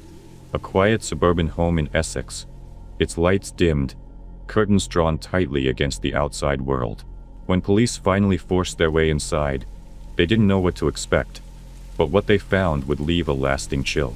In the dim light, Virginia McCullough stood eerily calm, pointing officers toward hidden corners of the house, as she recounted details of a story too twisted to imagine. Her gaze was steady, her voice void of remorse as she directed them to her secret, buried beneath layers of deception. What unfolded next would shatter the peace of this quiet neighborhood and force everyone who knew Virginia and her family to question how they had missed the signs. Virginia McCullough was born in 1988 in England's county of Essex. Details about her childhood and family life are scarce, though it's known she was the youngest of 5 daughters born to John and Lois McCullough. Those who remember Virginia describe her as a reserved and somewhat eccentric girl who struggled with social connections. Her teenage years were marked by various issues and repeated attempts to leave home. According to her sisters, Virginia had a tendency from an early age to fabricate stories and deceive people, though she was never involved in anything truly serious. While details about her education are unclear, she had a long-standing interest in the arts. Her last known job was as a waitress in 2017. As the McCullough daughters grew up, each went on to start their own families, leaving their parents alone in the family home, where they had lived for over 20 years. Virginia was the only daughter who didn't marry or have children, so when John and Lois retired, she moved back in with them to care for their needs and manage household finances. No one could have foreseen the chilling events that would unfold, shocking all of Britain. John McCullough, born on January 8, 1949, was a dedicated father and husband, known for his years as a university professor in business studies. He was well-read, jovial, and always ready with a joke, keeping his family entertained with his humor. He enjoyed billiards and golf in his free time. Lois, who was reportedly born on October 15, 1948, was more reserved but equally caring. She had a long career in education and a keen interest in British royal history. Through her love of correspondence, she developed lasting friendships with people in the UK and abroad. A shared love of the sea defined the McCullough family. They frequently traveled to coastal destinations and spoke of retiring to the sunny shores of Clacton-on-Sea. By 2019, John and Lois, then in their early 70s, were pleased to have Virginia managing household duties, shopping, and bills. Her sisters felt reassured knowing their parents weren't alone, even if they had concerns about Virginia's tendency to exaggerate. Still, they trusted she wouldn't harm or neglect their parents. Virginia herself was an enigmatic figure in the neighborhood, sometimes seen as friendly, though her dark humor and aloofness made her something of a mystery. Neighbors noticed that the McCullough house was always neat, though at night it took on an unsettling air, with drawn curtains and quick shadows inside. Given her parents' advanced age and multiple health conditions, it was odd to see such movements. John suffered from conditions like high blood pressure and diabetes, while Lois battled anxiety and agoraphobia. Virginia, too, claimed various health issues and spoke of career aspirations in the arts, which she said would benefit the family financially. For years, everything seemed normal. The McCullough sisters stayed connected through letters, receiving greetings from their parents for birthdays and holidays. However, by mid-2019, sightings of John and Lois became rare, with Virginia explaining their absences as due to illness or vacations. Alan Thompson, a neighbor who had rented out a television to the McCullough, recalled receiving a call from Virginia notifying him of a cancellation. When his staff arrived to retrieve the television, Virginia had it placed by the door, refusing them entry. With the onset of COVID-19 lockdowns, most neighbors didn't think much of it when the McCullough weren't seen, assuming they were staying indoors for health reasons. However, on August 18, 2023, Virginia herself alerted authorities, reporting an assault in her backyard. Police responded, interviewed her inside the house, and eventually dismissed the case. The investigation initially had nothing to do with Lois and John. According to various explanations Virginia gave to people who inquired about her parents, they were either at a beach, recovering from a health issue, or attending a medical appointment. When asked by a local shop worker where John and Lois were regular customers, Virginia mentioned they had moved to a seaside home, while to others she claimed they were on vacation. However, Their doctor began to worry as more time passed without seeing the couple. Virginia frequently canceled their appointments with different excuses, which especially concerned the doctor due to John's need for constant medication. On September 1st, 2023, the doctor reached out to the county's adult protection team in Essex, voicing concerns over the couple's missed medical visits. The case was forwarded to the Essex police, who initially opened it as a missing persons investigation. On September 13th, when officers interviewed Virginia, she insisted her parents were traveling and would return in October. When asked to call them, she claimed they hadn't taken their phones, since they weren't very tech-savvy. The officers, however, grew increasingly suspicious about the prolonged absence and Virginia's explanations. 2 days later, on September 15th, they returned to the residence with a search warrant, and what they found left the once quiet community in shock. Body cameras on the officers recorded the moment they broke down the back door of the Color residence. As an officer pointed a taser at Virginia, she was placed in handcuffs and informed she was under arrest for the murder of John and Lois. When asked about her parents' whereabouts, Virginia calmly gestured towards a corner near the stairs, indicating where John's body lay. She then directed another officer to the kitchen, explaining what they would find in the upper part of the house. In chilling detail, Virginia described crushing pills and putting them in her parents' drinks, realizing around 6 a.m. the following day that John had died. According to Virginia's account, when she went to her mother's room, Lois, who didn't usually drink alcohol, was still awake. Fearing her mother would discover what she had done, Virginia decided she needed to kill her too. She grabbed a hammer, a sharp object, and a pair of gardening gloves, entering and exiting her mother's room multiple times. On the third attempt, she hit Lois, who turned to look at her, bewildered, and asked what she was doing. Virginia hesitated briefly, but then struck again. Finding the hammer inadequate, she went to retrieve a sharper tool, wanting her mother's death to be painless, as John's had been. On the morning of June 18th, Virginia went into the town of Chelmsford to purchase sleeping bags and gloves, paying with John's credit card. That afternoon, she visited her doctor for a cut on her finger, claiming it happened while chopping vegetables.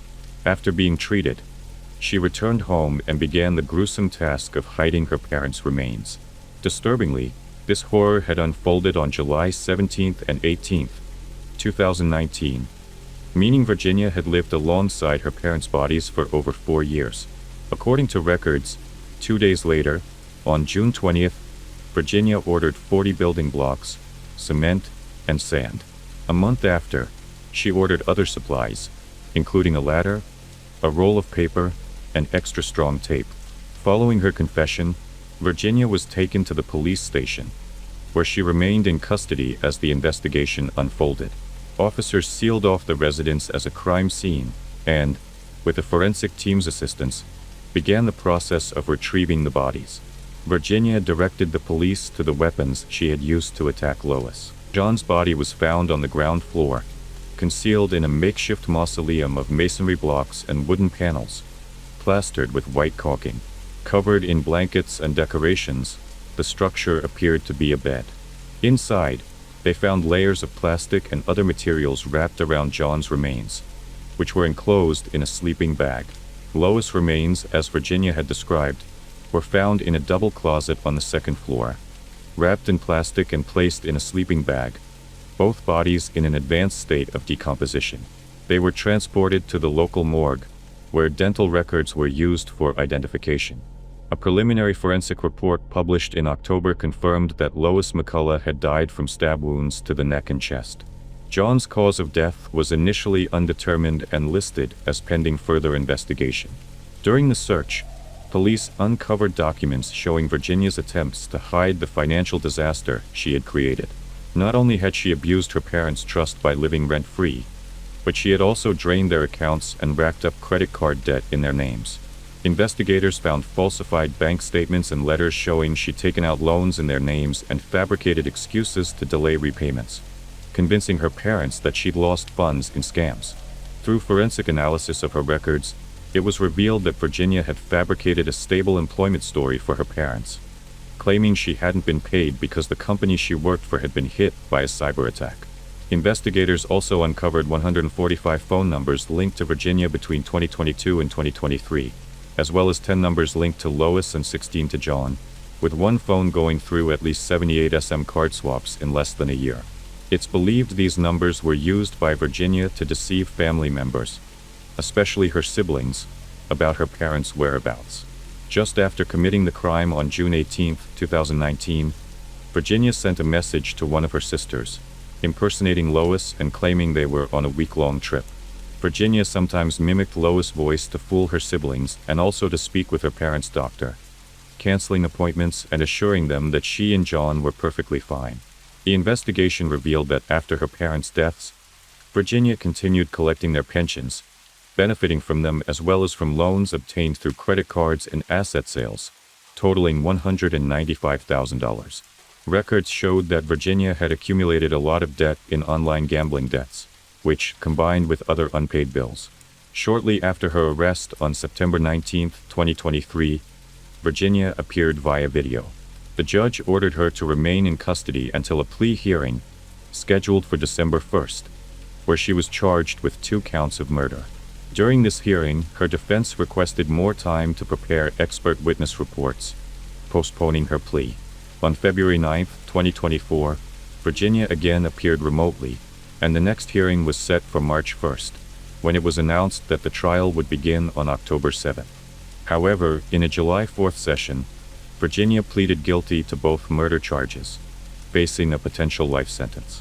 Sentencing was scheduled for October 10th, which took place the following day, October 11, 2024. During the sentencing, the Crown's representative detailed how Virginia had poisoned John with a lethal mix of prescribed medications diluted in alcoholic drinks, while she had attacked Lois with a hammer and a sharp object. It was revealed that Virginia had been orchestrating a complex scheme of fraud and deception well before the murders, leaving the entire family in financial turmoil.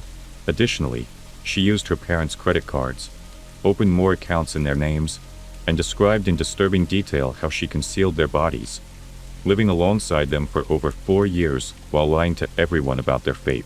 In a statement, one of the detectives involved described the significant emotional toll Virginia's actions had on her family, emphasizing the complexity of the investigation. Officers faced a challenging crime scene where they worked for days to gather necessary forensic evidence to create a comprehensive understanding of what had occurred. The court also heard that Virginia had reportedly planned the crime as early as March 2019. Her family described her as a compulsive liar who often complained of complex medical issues, including severe headaches. The prosecution noted that, in the lead-up to the murders, Virginia would often send her parents to buy fast food, claiming she couldn't do so herself due to high levels of protein and toxins in her blood. However, none of these conditions were observed during her detention.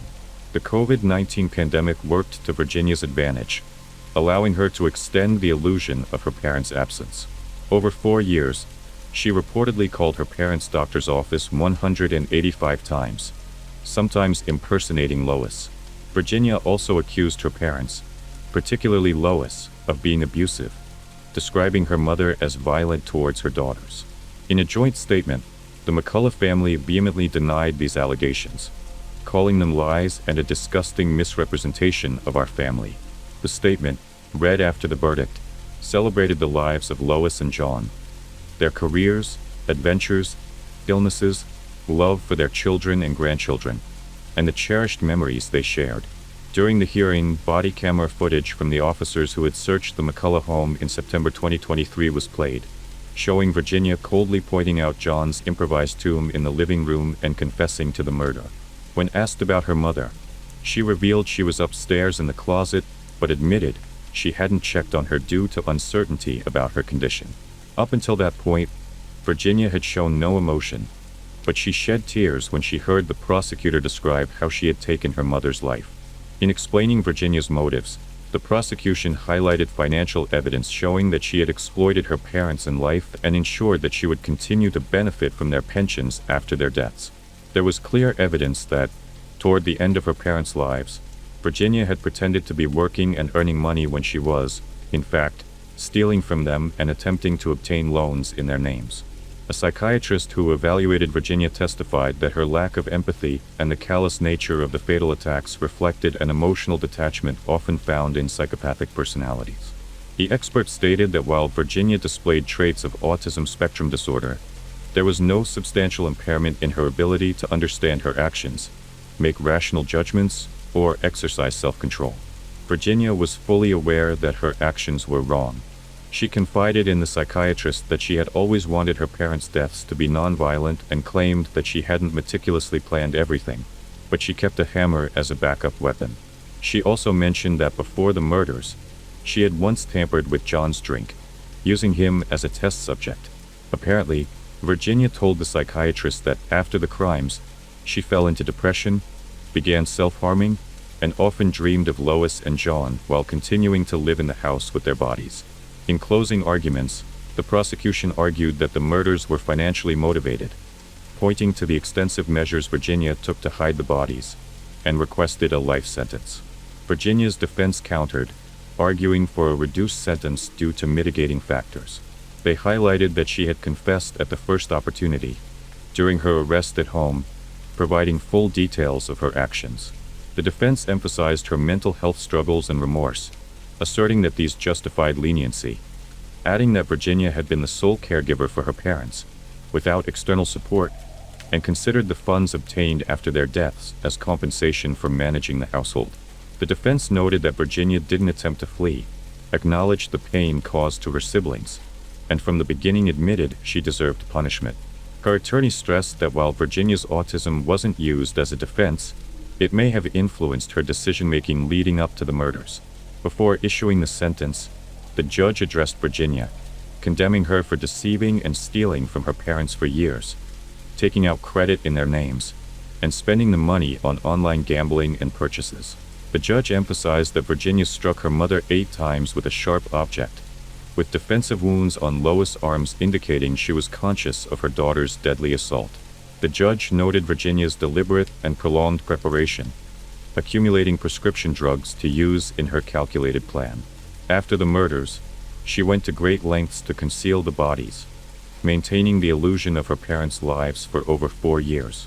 However, the judge considered certain mitigating factors in the ruling, including psychiatric evaluations indicating Virginia displayed personality disorder symptoms and autism signs, along with subsequent depression and psychosis.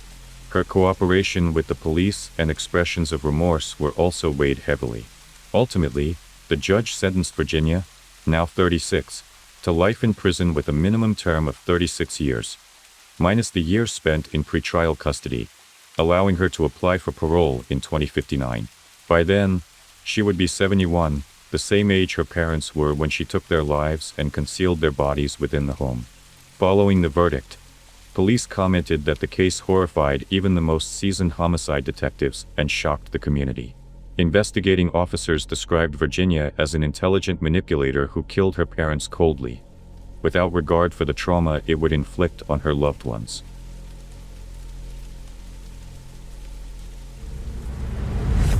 If you made it this far, thank you for staying with me until the end. I hope the stories gave you something to think about, or dream about. Sleep well, stay safe, and don't forget to subscribe. Good night.